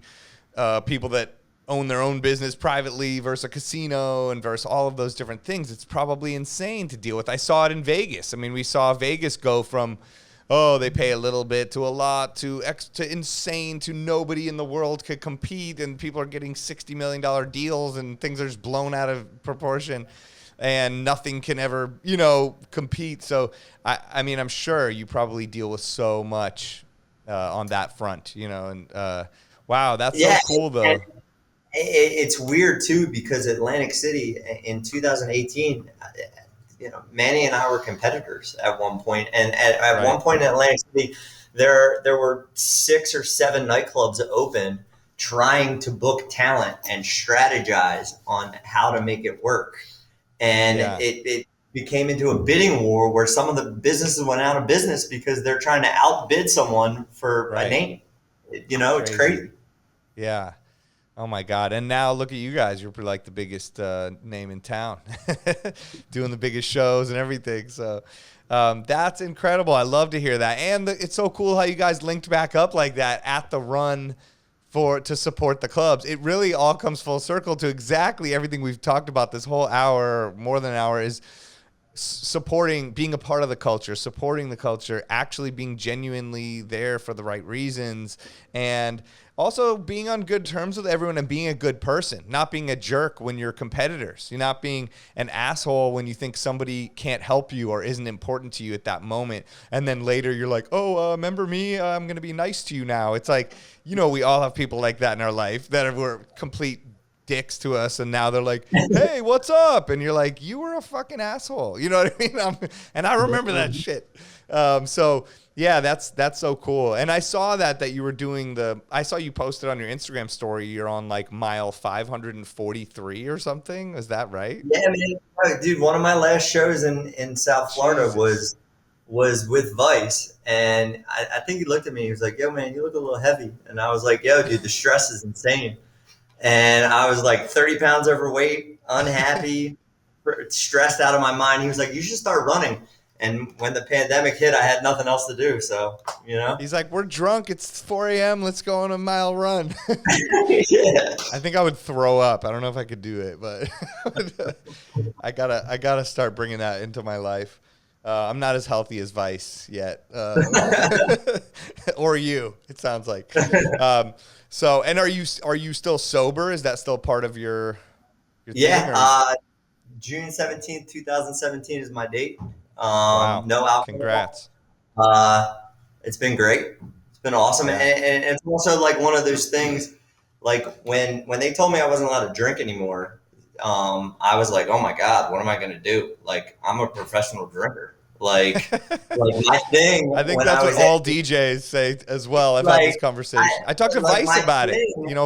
Yeah. When I was at HQ in 2013, 2015, I managed a sales team of 26 hosts, and there's 65 tables at the day club. So like, I would touch every table and see every customer and do a shot. Right. And then I'd be like, right. cool. That's what I was going to say. You got 65 shots being handed to you. Yeah, at least. 65 shots. And then I go to the nightclub. There's 35 tables there. I was like, I got to touch every table and do a shot, and just holy shit. It's spiraled. But life's much better without it now, Yeah. Once you break through that wall, I know I was talking to Vice about it. Like, he's like, I don't know how I'm going to DJ sober, and then he's like, I've been having some of the best sets of my life, and yeah. I think you just, I had Richard Vision on this show, and he's a legend, and he's like, I am completely 100% sober every single time I DJ, and the way he broke it down to me, it was just like, wow, that is inspirational. He takes it so seriously. It's exactly what we were saying. It's the most professional. He's putting his heart and soul into it. He's like, I don't want to get fucked up, before this. But there is that feeling that alcohol. Like that? Yeah. You know who else was like that when I booked him? DJ Cassidy, man. Oh, he was a perfectionist and completely sober the whole entire time. And he knew exactly what he wanted, how he wanted it. And was like, my set's going to be like this. And he was amazing, man. It was kind of awesome to watch. Dope. Nice. Yeah. So I think, a lot of DJs and people in our industry as a whole kind of have alcohol as it's hard. It becomes a crutch or something that you feel like you need. It's like our security blanket or something, or you feel like you might not be successful without it, but you can. I've had amazing nights drinking and not, but for the most part, I think when you look back, the nights where I did get super drunk and then I was like, look back at my history, or if I listen back, I'm like, okay, maybe that wasn't as good as normal. I think there's a fine line. People can drink and do their thing, but yeah, I feel if it's a problem, some of my friends who have a big problem with it, I'm like, it's not worth it, man. Just cut that out. You will be happier. You'll be more successful. I feel like you will realize that there's no limit to what you can do, and you're holding yourself back with the things that you think you need or something, right? Right. That's cool. And also you have other companies you own as well, right? Like Double Down Entertainment Yeah, and a club and stuff like that. yeah, so and that's kind of like how I got linked with Beatsource and Edwin. Uh, Okay. when the pandemic happened and everyone was home and nobody knew what to do, Right. I have like the local DJs out of Philadelphia and New Jersey and New York, and we were like, all right, we're bored. What do we do? You know? And Yeah. my one buddy Jason was like, dude, let's start putting a mix out every single day. So in the month of April 2020, we I designed some marketing and we called it the shut-in sessions because everyone was stuck at home. So Right. every single day in the month of April, we put out a different mix, like a feel-good mix, because everyone was just like, what the hell's going on? Yeah. And we did it for 30 days. And then Edwin hit us up and was like, yo, why don't you guys have a show on Pitbull's Globalization and Sirius XM? And we were like, huh? Like the actual radio? And he was like, yeah. You're like, other And public people can hear this? In their yeah, I was car? like, what? And he's like, yeah, Channel 13. And we were like, no idea what goes into that. But he's like, dude, it's just like what you guys are doing right now. And we were like, all right, awesome. And that's been every Friday at 11 a.m. Eastern Standard Time on Channel 13 since June of 2020. That's so dope. I thought you were doing it before the pandemic. I didn't realize you linked up with him and got the show during the pandemic like that. So we met before that and started their relationship, but we didn't actually work together like on a lot of things until he was like, "Yo, let's do this." Him and Kevin McLaughlin, and we were like, yeah. And so cool. Edwin came out to Atlantic City and met with Manny and Right. and enjoyed the club over the summer and was like super awesome to us. So it's been a great relationship. Yeah, he told me. He said that you and Manny, Manny, he said he talked to you for a long time. He was telling me you had some incredible stories and he had so much fun hanging at the club and with all you guys. So I only heard the greatest things. And that's so cool to hear. It just really shows there, some silver lining stuff from the pandemic, and also just putting in work for putting in work's sake will pay off. What you put in, you will get back. You don't always know how much or how, but doing a mix just for doing a mix sake and being a DJ led to that, which is so dope. And now you have an official show every week that like I can jump in my car and tune in and, put on. And Globalization Radio itself, I feel like, has grown so much over the past year as a station. So to see you guys grow with it is cool. And also it gives us access because I think Edwin has the same mindset as all of us, and kind of like the concept that goes into, Sicker Than Your Average Thursdays. It's that $1,000 to $5,000 open format DJ from all across the country that can play that feel good music that might not get a shot in Atlantic City because we're in Atlantic City and we don't know about them, Yeah. That's so true. Yeah, no, I mean, and he, obviously that's what they've done for the past. I mean, we're in their sweatshirt, DJ City since to the year 2000. Like they've been building the DJ culture and creating this global thing that's just incredible. I mean, I'm on this like WhatsApp chat that literally has DJs, hundreds and hundreds of them from across the globe. I could be like, who's in Colombia? Okay, I'm coming to Tokyo. I'm here, I'm there. And we have this network now of just people all over if we need help or, whatever. If I need to know the new Afrobeats songs or, like I said, I'm interviewing people literally in Africa last week, which is just blows my mind. It's just like crazy how connected the world is getting in the DJ world and how important it is for us to keep building the culture and being a part of it. So I think, and you guys are doing it with your company, with your promotion company and with the show and all that stuff. So that is so dope, man. I love to hear that. Oh, yeah. So Manny, I know you have done a lot. I know you've done a lot in the nightlife world over the years. Like you said, you're 30 years deep. And I would love to know some of your background, like coming up in Boston and then making it out to Atlantic City. Can you fill us in kind of like how you got your start? And then I have a few things I noticed on your Instagram that I think could be good stories that you could tell us. I know you probably have a lot of them, but yeah, how'd you get your start in Boston and stuff? Could you repeat the question, Your Honor? Where, yeah, you know, how'd you get your start in Boston and just as a DJ and getting into music and how did that all begin for you and your influences and stuff? So, you know, I was actually born in Spain and I came to the U.S. when I was 12. And my dad had always wanted to be a musician.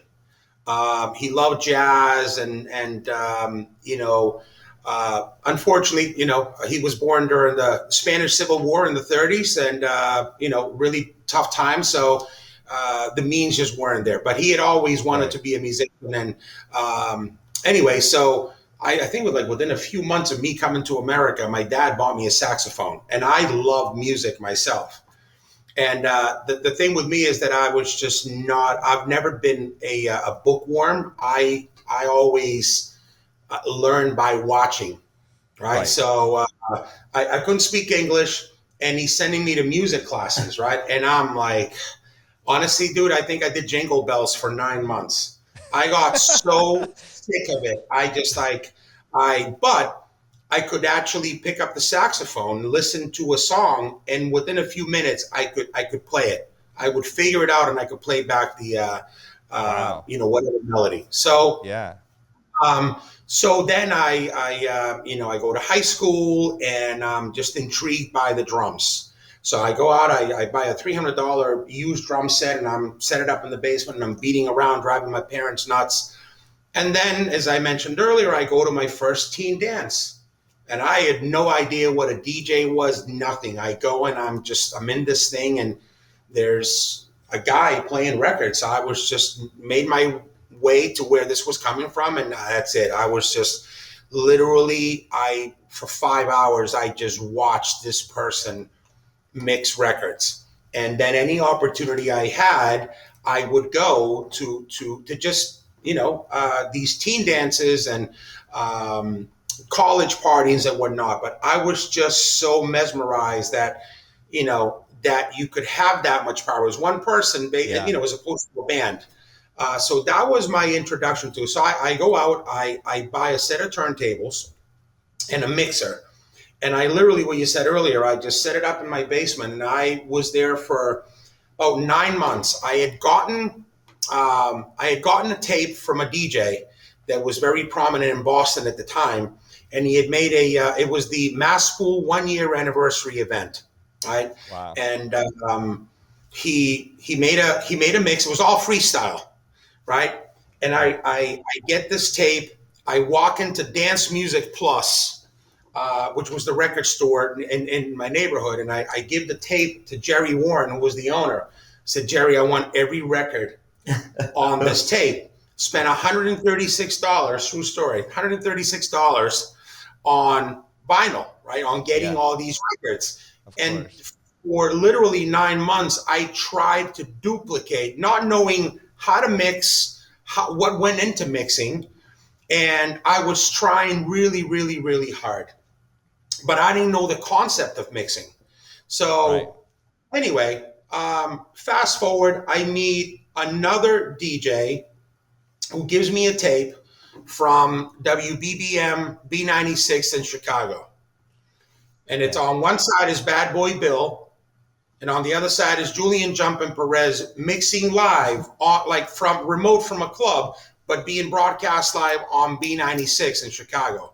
Oh, wow. Now that music now I was familiar with, and especially from Bad Boy Bill. Bad Boy Bill, in my opinion, is probably one of the best technical ballsy DJs ever, because this guy, like where most DJs would do a smooth mix, Bill would grab like from the first beat of a song, he would just drop it, but he would ride it. So I'm like, oh shit, that's how mixing is done. Because I had no idea what beat mixing was. Right. When I heard that mix, you know, I'm like, okay, now I knew what I had to do. So I started practicing and practicing and practicing. And about a year into it, I go to the smallest bar that I could find in Boston, Faneuil Hall. I go to this bar and I asked to speak to a manager. I said, look, I'm a new DJ. I'm just starting out. If you have an off night that maybe you're looking, to try something new, I would appreciate it. Anyway, a few weeks go by, I get the call. I get a Thursday night, which was a college night. And it wasn't very busy, but I was playing music. I was getting all my records from the record store. I was part of a record pool. And that's back when like remix services started becoming popular. So you had Mega Mix. You had, was it Mix It? Mix It that was around for like ever. Like they had like orange, records. I mean, it was all vinyl at the time. Anyway. I think so. Yeah. I remember Make a long AVA, story X short. Mix, Mix It. Well, Direct Music Service had their vinyl version of stuff too back then. Yeah. So, make a long story short, the guy that gave me the job was Neil Petricone. Neil Petricone was one of the owners that is still, again, him and Larry Clausen were looking to start this remix service. At the time, it wasn't a reality yet.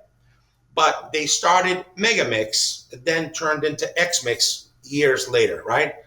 Right. So he tells me, I like you. I'm doing this thing. It's right around the corner from where you live. Would you want to come and help us do this? I'm like, sure. So we were setting up the office because we were basically calling people, calling DJs, calling record stores. Hey, we're a remix service and you want to carry our product. Anyway, that's where I met, the original team. That's where Armand Van Helden came in, Lenny Bertoldo, Lenny B. I was working with another guy, Abdullah, who, recently passed away. But that was the original crew. And then I was very loyal to Neil. And Neil later said to me, you know why I hired you? Gave me the opportunity to DJ? I said, no. Right. He said, because you were the only guy that came in that didn't tell me how good of a DJ he was. You came in and you said, I just need an opportunity. You were humble. So that's why I gave you the opportunity, and that's why I want you to be a part of this. So it was great. I mean, we're still friends to this day, but that's where things started for me, where now I was around culture. I was around guys in the studio. I was around Gary Canavo, who was one of the owners of Masspool, who was the man at the moment as far as DJs. So I was around these guys, Neil Petricone, who were doing, they had mix shows on the radio. That's where I really dove into the culture. I learned really how to mix from guys that were really good mixers. And, once in a while they would let me do like a mix show on a reel. So I have to record it on a reel to reel. And then we would drive it to Kiss 108 in Boston because they were playing it that weekend. So literally pull up into the station, here's the mix show, and then, they would play it. Right. Then I moved to Spain. I moved to Spain in 91, I believe. And I spent 9 months DJing there. And incredible. It was very different because I was DJing for 12 to 14 hours. So you have to play everything. You work, that's long. Yeah, a quick 14-hour set. Yeah, but there you had to play everything. It wasn't just playing house for 14 hours. You were playing, American music. So, I mean, classic, funk, soul, R&B. Then you would do German techno, right? Like all that stuff that it wasn't German techno, but it was a lot of stuff that was coming out of Germany that was upbeat, 130 to 140 BPM. And then you would do what they call national music, meaning top 40, their version of top 40, whatever was popular in the radio for the country. So it was great for me from a programming perspective because I had to learn how to do everything for everybody. Because let's say at midnight, you have one set of people. At 3 a.m, you have another set of people. At 6 a.m, you have another demographic. And it was very insightful for me. I come back to the US and I came back to visit. I was going to visit my friends. I bring a tape of my last set. I give it to a friend of mine who was a DJ in Boston. And he calls me dude, this stuff is great. Where are you getting this music from? And, I said, well, it's stuff that I play, overseas. He gives that tape to a guy that ends up owning a nightclub in Boston. I'm like 2 days from leaving back to Spain. I get a call from this guy. I said, I'm opening up a nightclub, and I need you as the DJ. So, I mean, I was like 21 years old. I didn't have a care in the world. I called mom and dad and said, Mom, sell my car. I'm staying. And I stayed. I stayed in the U.S. Awesome. Yeah, you talk about destiny. I stayed in the U.S. And, Boston, I don't know if you're familiar with Boston. Boston, because of all the colleges and universities, it attracts a lot of people from all over the world, from Europe, from the Middle East, from South America, from everywhere. Right. And the music that I was playing, so this guy, they opened up this club called Europa, which is now Bijou. Still there. Oh, okay. Wow, yeah. Different name. So, and I started DJing there, but I was DJing to a lot of, in other words, my music was resonating with that demographic, because I was playing stuff that these kids that were going to Ibiza and Saint-Tropez and Mykonos are now listening to that sound in the U.S. So that started there. And so that I was the resident DJ there on Wednesdays and Saturdays. And the same owner owned the Roxy in Boston, which is Royale. It's one of the biggest rooms in Boston. So I had a residency on Friday called the Cat Club, inside the Roxy, and it was 2,000 people on a Friday. So my career started taking off as a DJ there. Then the competing club was Avalon. So Avalon, iconic nightclub in Boston, was on Lansdowne Street, and there was the whole street was it was nightclubs, lounges, and bars, pretty much all owned by the Lions Group. So they came after me. They offered me to move there and go to Avalon. And Avalon was like the room that, as a DJ, you wanted to be in, because it was just the room. Pretty much same capacity as the Roxy, but just the sound in that room and just the lighting. It was just incredible. So I went there, and I had a residency there for about 8 years.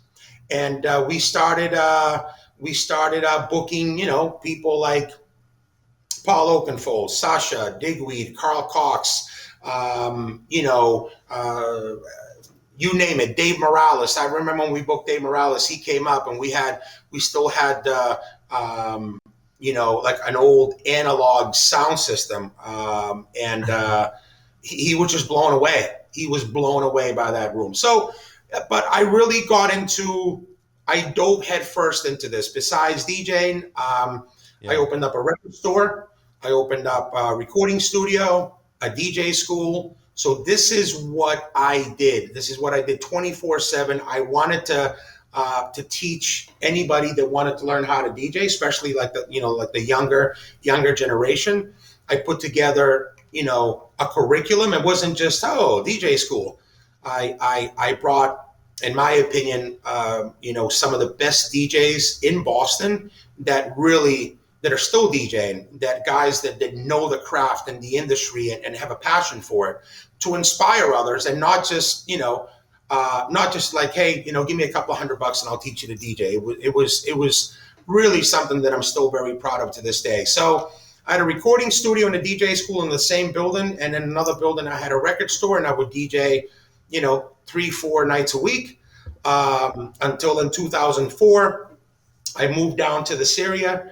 I was married. I got married, and then we had our first child, and all my family lived overseas, and we wanted to raise our children around other siblings, and I didn't have that in Boston. So we came down here.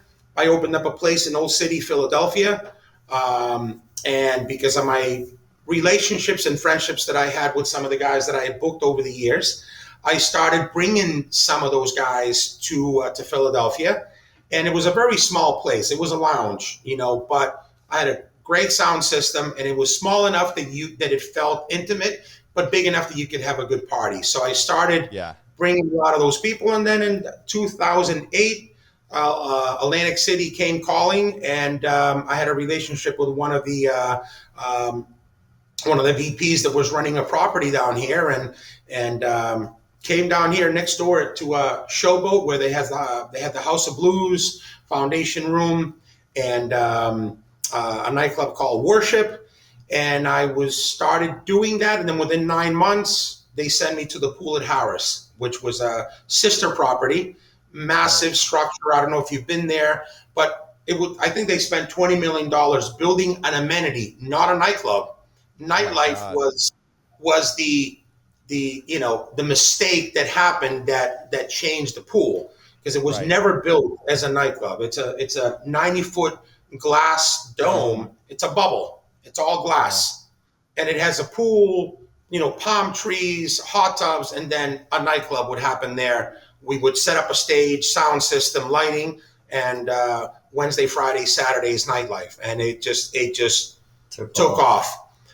So I did that. I did my tour of duty there for 4 years. Funny story. I was a promoter, and I think it was Victor Calderon. And Manny looked at me at the door and was like, "You guys can't come in. We're fire marshal says we're at capacity." We're like, "We work here. Yeah. What are you talking about?" I was like, "What do you mean I can't come in?" I remember when I think we did Mike Posner. Yeah. We booked Mike Posner on a Wednesday. I love that guy. He was a huge fan, and he went right up, and we hung out and all that stuff. But yeah, man, I mean, so cool. From there, I did some things in Philadelphia, but then in 2018, this opportunity presented itself. And, I always love when people say you can't do that or you can't do this. I'm always up for that challenge. I love proving people wrong. Not in a cocky way. To me, the challenge is always something that I'm up for. And, we faced, like Zach said, there was at the time we came on, there was a lot of, although Ocean is a beautiful property, it's one property, right? That's owned by a group of people. It's not like an MGM, and not like a Caesars or a Hard Rock where they have that worldwide network in Las Vegas and all that. Right. So for us, it was a lot of hard work. And I always say, I think that ultimately it comes down to what are you willing to do to be successful? How hard are you willing to work? And as long as you're the hardest working guy in the room or the hardest working team, you're going to be unbeatable. You're not going to win every game, but you're going to have more wins than losses. So, I'm fortunate. I made the transition from being, from passing out flyers for an event to getting an opportunity to be behind a DJ booth, to learning that, to then stepping away from the DJ booth as my main gig. And I knew what it was like to program music and to book talent, but I wanted to learn the back of the house, how to be an operator. And I think that I don't like using the word success, but I think that if I could use it, that part of, I think, what's made me experience whatever success I have is that I understand the business from a lot of different angles, right? I can have a conversation with you about DJing. We can have a conversation about marketing and how to market a show, how to book talent. I can also have a conversation with a street level promoter, and I can go into a boardroom and talk to a CEO and know how to speak their language. So, this is something that I'm really passionate about. I love it. Very fortunate to have an opportunity to continue to do it, and very fortunate to have an opportunity to do it with people like Zach and other peers. I mean, there's no ego here. I'm learning every day, and there's always something new to learn. And again, just happy to be around people that push me to be better. Yo, that's incredible. That's honestly inspirational story in so many ways, and even just the end part, how you're very humble with everything that you've done, and I think that just the way you speak about it, and you're like you said, you're able to talk to the street level promoters, to the DJs, to the CEOs of the casino, and all that stuff in the same. You know how to sort of switch gears and do it. And you're constantly learning. And I think, in the same way that you guys are talking about dealing with DJs with bad attitudes, it's hard dealing with people that are in positions of power that have bad attitudes too. So it's really cool to hear you on both sides, man. Definitely on yeah, both sides. I hate it. exactly. I hate people. I hate people that have that sort of mentality. You know, you never forget where you come from. Never forget your roots. Yeah. And one thing I always used to say: be nice to everybody on your way up, because you're going to meet them all on the way down. Oh, Don't I be tell a everybody dick. that. Don't It's be a so dick. true. Be a good person. And you know, to me, I always realized that, you know, I knew what it was like to be on the outside of the DJ booth, looking at the DJ like, oh my God. And then you meet that person, and it was always disappointing if that person. It doesn't have to be a DJ. It could be someone like Zach who maybe, you know, he's running, Right. the marketing, and he's running, a team of hosts. And there could be someone that wants to be just like Zach. Imagine if somebody speaks to you and you're an asshole to them. You know, that's so. It's always about inspiring others to be at their best, and people like that you don't forget. I mean, he's mentioned people in his past. I mentioned people in his past. In my past, and those are people that had an influence in your success. It's true. And you're really going to remember how someone made you feel, even sometimes more than what they said or even the details of your interaction. You're just going to remember like that felt like shit or not, or like they were cool or not. You know, it's the kind of thing like it sticks with you, you know, over time. Yeah, that's so true. And I say the same thing, you know, be nice to everybody on your way up, because you're going to be coming down at some point. You never know.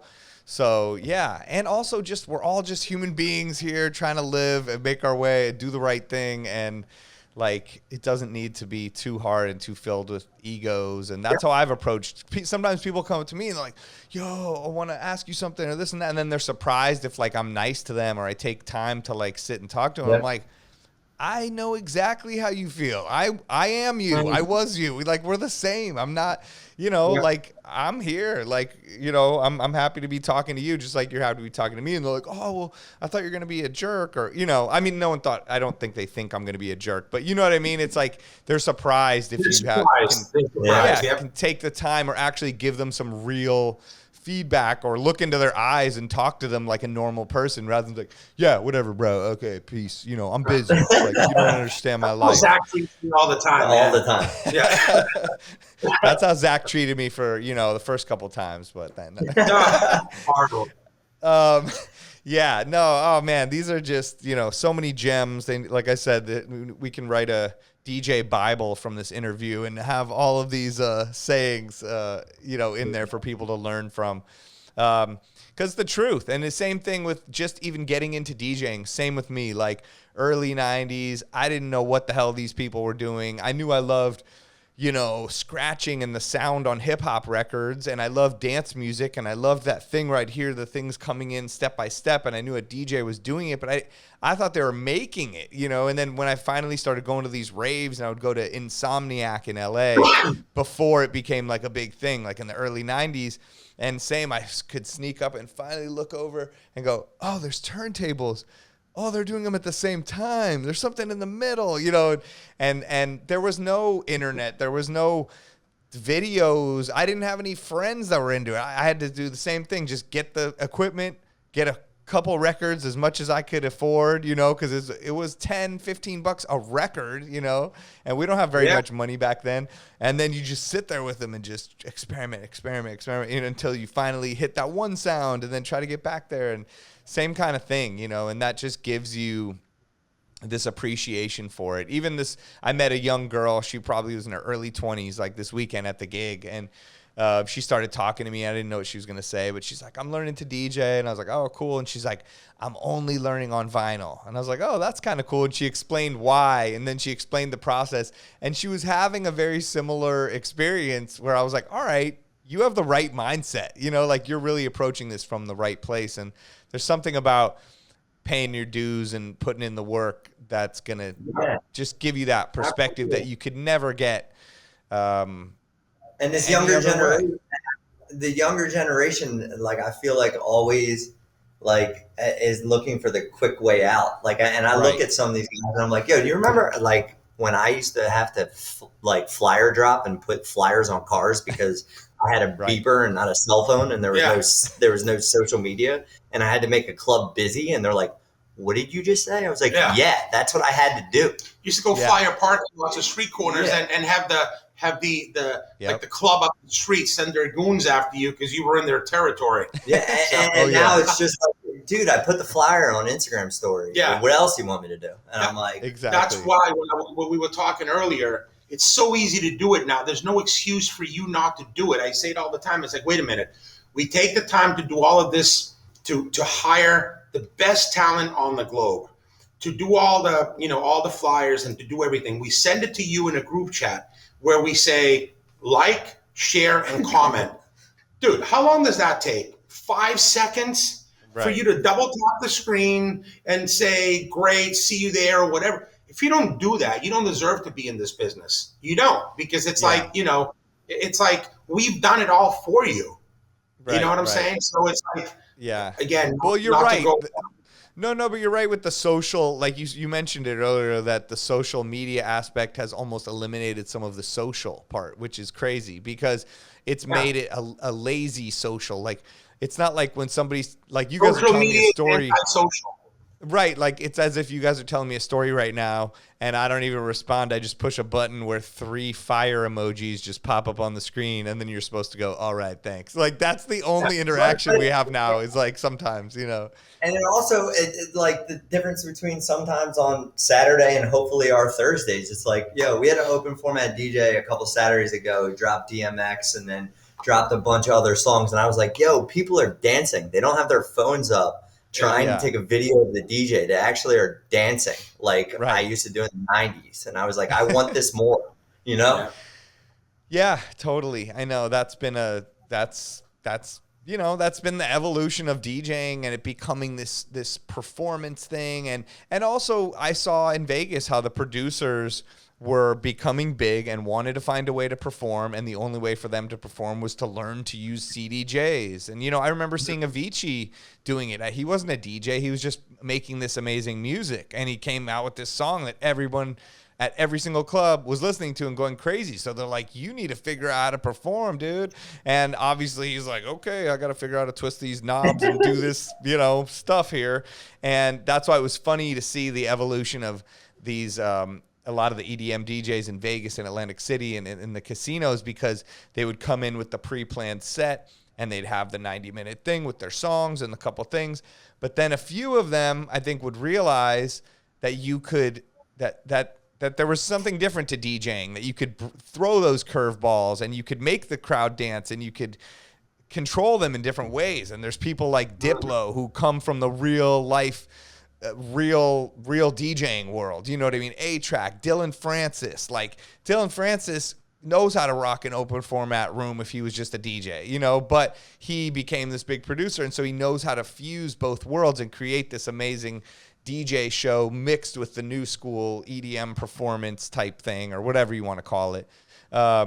So I think, and it's been interesting to see the DJ, the sort of producer performers sort of learn about DJing and learn about like, oh, wow, you can do this. It doesn't have to be one transition record that goes to House of Pain, jump around and everybody jumps and then it goes back up tempo and you're done, so it was, it's interesting to watch that over time and see both worlds, how different they are, but also merge and come together, and be able to play each other's music in cool ways and use each other's techniques and stuff like that.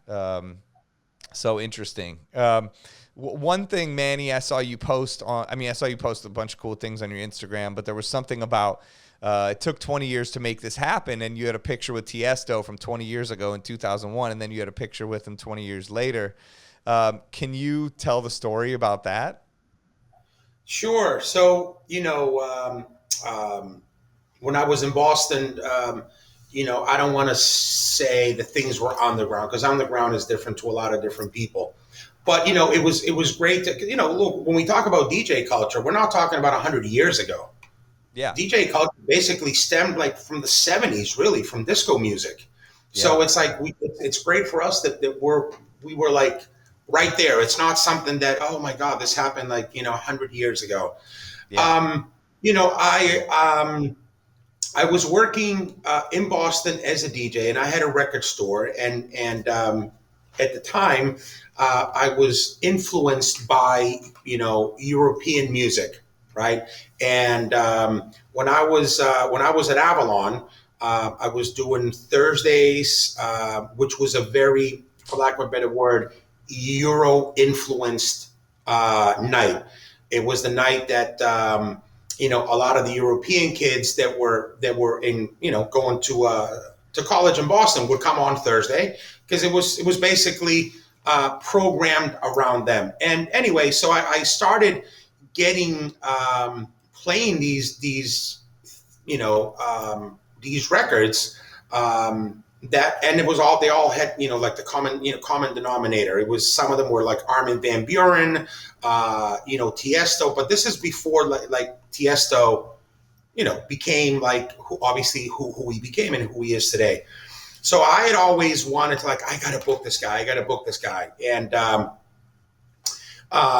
don't know if you know who Pete Muzzo is, from DC. Yeah, for sure. He was, so obviously he became very, very successful. But so I was booking some talent. He owns Echo Stage and stuff like that. Yeah. So he had for years, Glow in DC was his.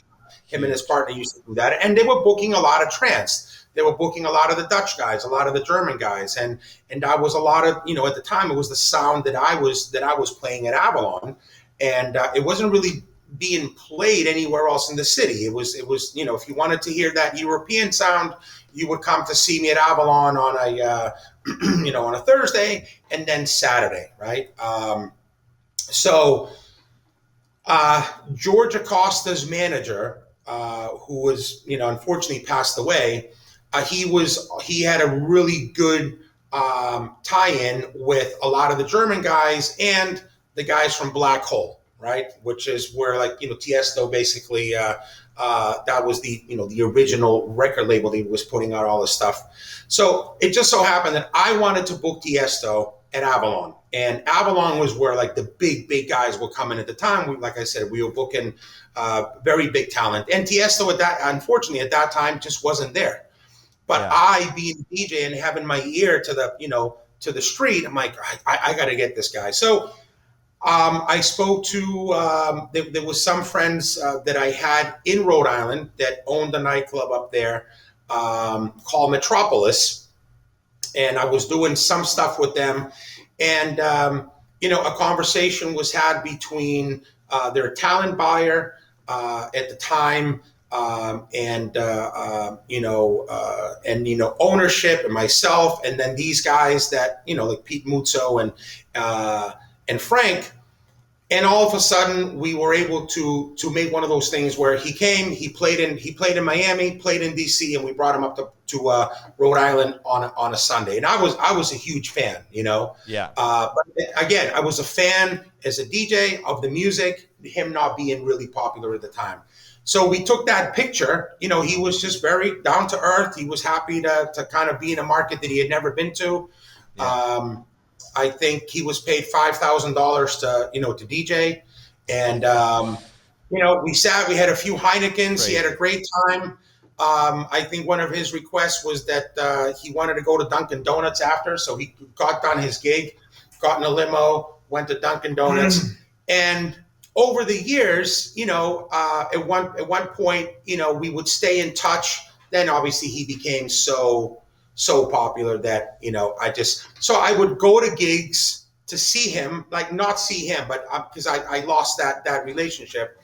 Right. But, and then look, here we are, right? Fast forward, we book him here. And I'm always a kind of stand back sort of guy. I'm never the guy that needs to be in your space and all that stuff. But he came, we set up his green room in the nightclub. He was playing at the Beach Club.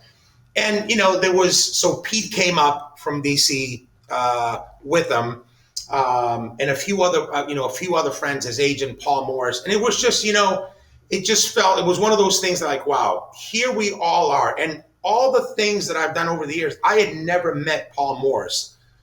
A lot of interactions, never met him face to face. So here we are. It's like Pete Muzzo, Tiesto, Paul Morris, Kelly Cobb, who did a lot of production, does a lot of his shows, And here we all are, just like old friends, right? And I went up to him and I just said, hey, man, this is, and I told him the story. And he was like, holy shit. He goes, I remember going to Dunkin' Donuts. I had never been to a Dunkin' Donuts.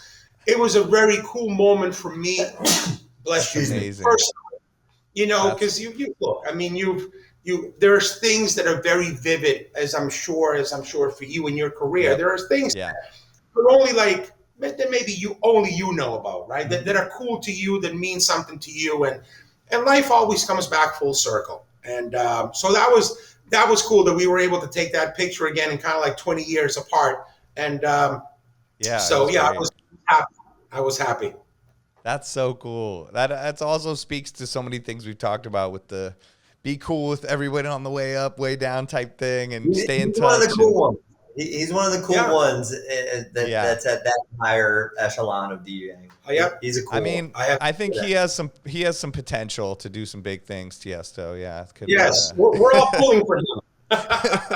I hope he breaks through that $5,000 rate ceiling. Yeah. Soon. Oh my God! I saw pictures from I think he's at Zook in Vegas, and it just looks nuts. Yeah. So amazing. Yeah. Well, that's so cool. That's such a dope story. I love to hear that. All right. Well, shoot. I mean, we've learned so much. I had a few other questions. Maybe we'll do a couple quick ones and then start to wrap it up. But I got to pick my kid up from school. We got that dad life kicking in. Good dad. I know. He gets off in 45 minutes, so I think I'm good. Then we're going to football practice. My wife's in Palm Springs, so it's doing that dad life. And then I'm out to Vegas tomorrow. My son, I always wonder what he thinks. He's like, what are my parents doing? My dad. I'm terrified of that. It's crazy, dude. I don't know. When I come home at 5 o'clock in the morning from work, and what am I supposed to tell him? You tell him the truth. You tell him, look, if you have a dream and something you're interested in, you can make it happen. And I think hopefully that's inspirational to them. Yes, I'm working hard for you, but I have a different life than some of the other parents, and it's cool, and my life came from me following my dreams and putting all the work I had to put into it. And you could do that too, whatever your possible, thing is. Because sometimes I have the same thoughts of oh God, am I a degenerate dad? Coming home all late, and I'm tired and I'm sleeping. But I think, he's 9. When does he get social media? When he's 13, he's going to see you on flyers, in Vegas. He knows already. Awesome.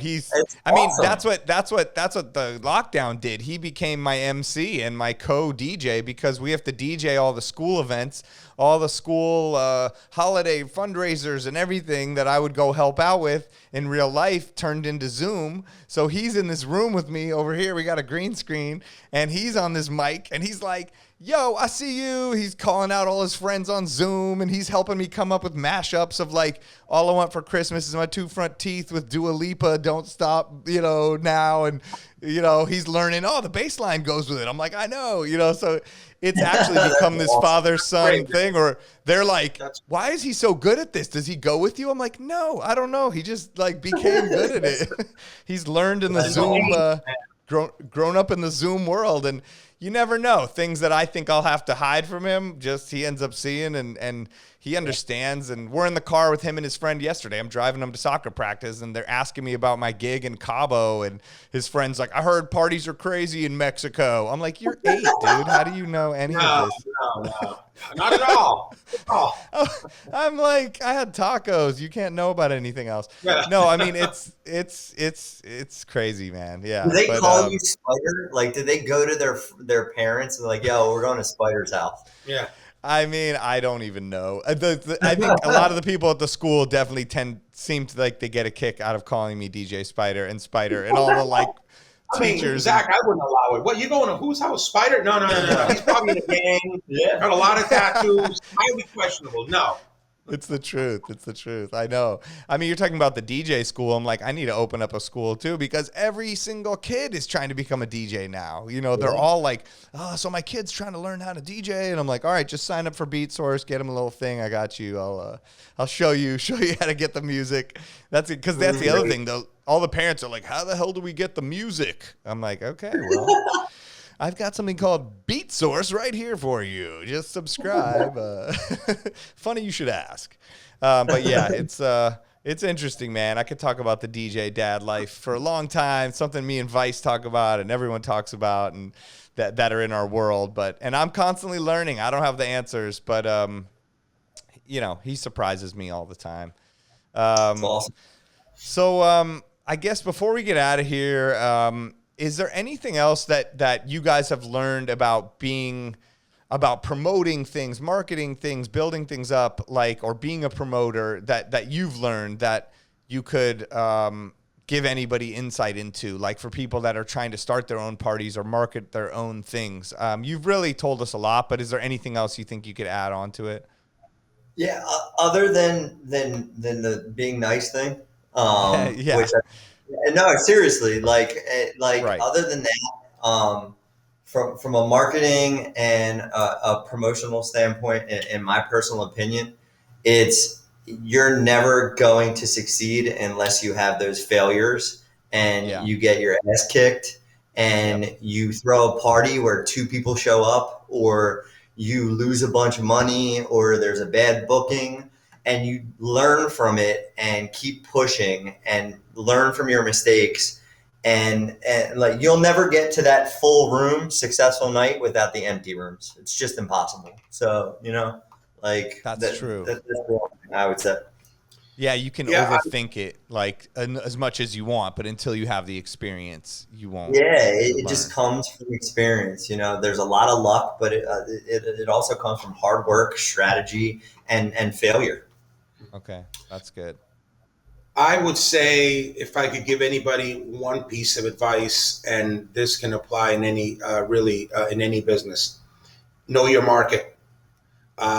You know, as someone that has been in different markets and in this business as long as I have, you know, I would get so tired and frustrated where, for example, and we've all heard this, and I'll just use this like a generic example, like you're in a boardroom or you're in a meeting and you're talking about what you're going to do, and somebody says, well, in New York we did this. Oh, in Vegas, okay, check the zip code, okay, wherever So you true. are, So right? true. It's what works in your market. I hate when people say, well, the market's going to dictate to you when you can do.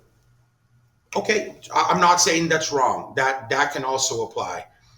But I like to think differently and say, hey, you create the market. It doesn't mean see, the market isn't everyone.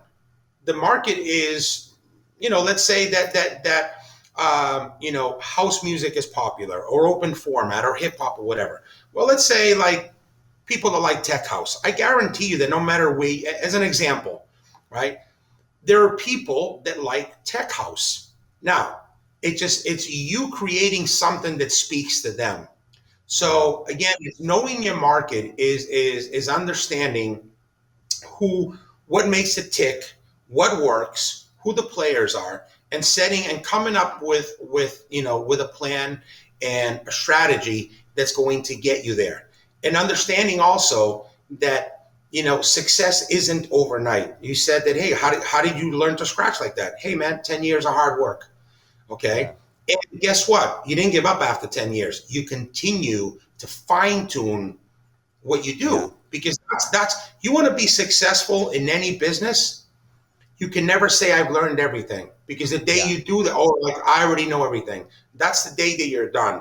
So, there's a lot of different components, right? But I mean, to me, it's always being humble, having the approach that I don't know everything, but I'm willing to learn. And sometimes listen, because you can get great advice, sometimes even from people that know nothing about your business. It's, you have a 9-year-old son, right? So a lot of times, like when I'm when I'm making music, I'll let my kids listen to it, because ultimately, we're making music for So that, true. for that generation. Yeah. And especially kids, they don't have a filter. They'll tell you, no, I don't like that. Yeah. And it's like, it's a slap of reality, but we all need that. We need people around us that kind of keep it real with you. All right. It's just the same way that maybe, somebody says, hey dude, stop drinking. Right. Or like, Yeah. don't do that. It's a bad idea. We need people like that. But just for me, I go back to it as like, hey, know your market, because ultimately, if you're in that market and you want to succeed in it, you better understand what makes that market tick. We're in a very commercial market. We're on the edge of the ocean. It's not like you're driving through an interstate. Oh, what is that building over there? No, it's not us. Like, we're not off the Right. side of the road. To come here, you have to drive here. You're not driving by and you see it. So for us, things that work in New York or even Philadelphia, 52 miles from us, they don't work here. Yeah. I Totally. mean, when I hear about like a techno artist that sells out 8,000 tickets in Brooklyn Mirage, and we Right. can't sell 30 tickets, doesn't matter how much I want, maybe I may be a fan and I want that show to be here, but it would flop. So Right. ultimately, I have a responsibility to ownership and my teammates to do something that works for the business. So hopefully that makes sense. No, that makes perfect sense. And I've been on both ends of that too. Been like booked at places where it wasn't the right thing, and it hasn't come together. And yeah, that makes so much sense. That's so smart. And such a great way to look at it. And yeah, I mean, so We need a and part like you, two of this. Yeah, We need a yeah. part two, man. We need another 2 hours. Like, we need a follow up.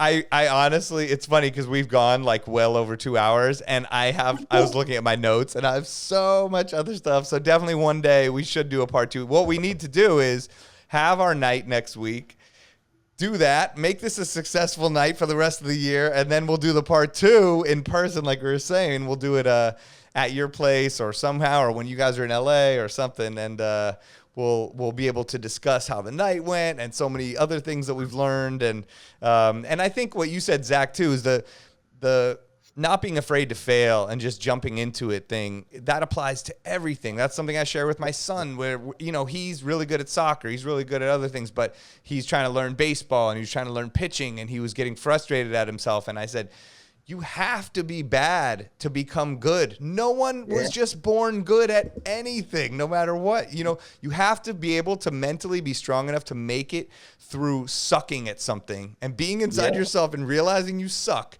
to break through that. And if you let your self-esteem get beat down, or, oh, this sucks, or that didn't work, then I failed, I'm done, then you're done. But so it matters more of like how you got back up rather than how you fell. You could fall down 20 times. I've bombed as a DJ. I'm sure comedians have bombed. I'm sure chefs have made horrible meals, thrown horrible parties. Like, it applies to everything. Day traders, everybody says it, I think.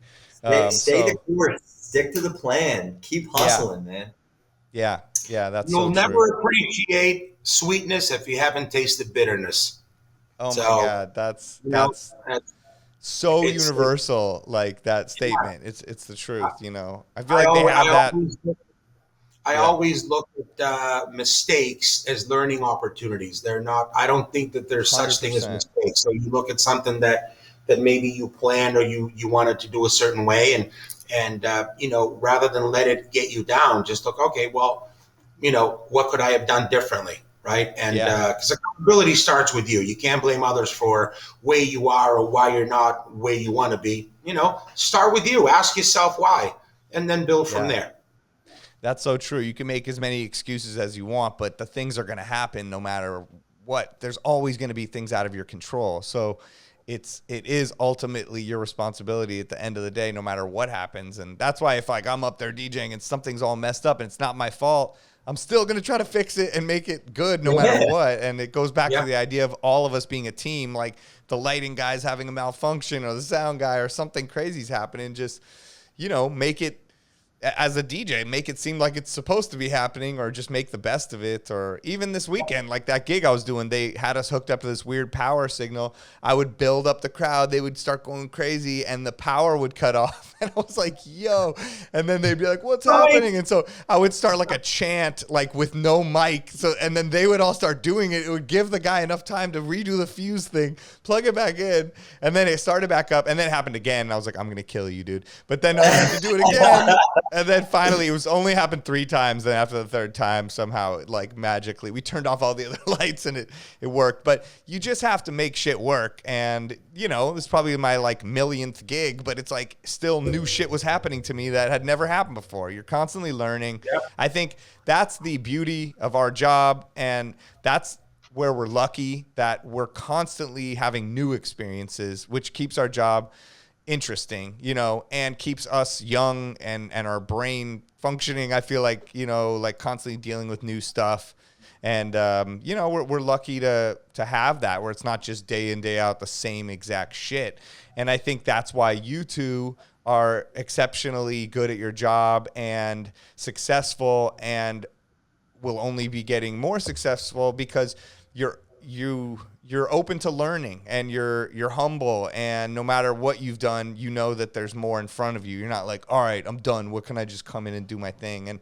And getting to know you, both of you, through this conversation has just been so cool and eye opener. And just to, you know, I gained like even more respect for you guys through this conversation. So thanks for taking the time to come on here and drop the knowledge for all our listeners. I feel like DJs, if they're not taking notes or getting something from this, then they're missing out.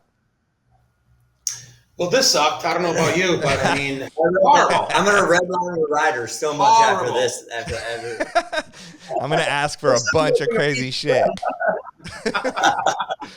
Well, the only thing I need to make sure is that nobody is opening for me in my booth, and that I have a complete... Listen, I'm going to go turn on the fax machine. I'll be... Jason White's retired. I got a 42-page fax coming in right now, and so I just need to... That was the other thing.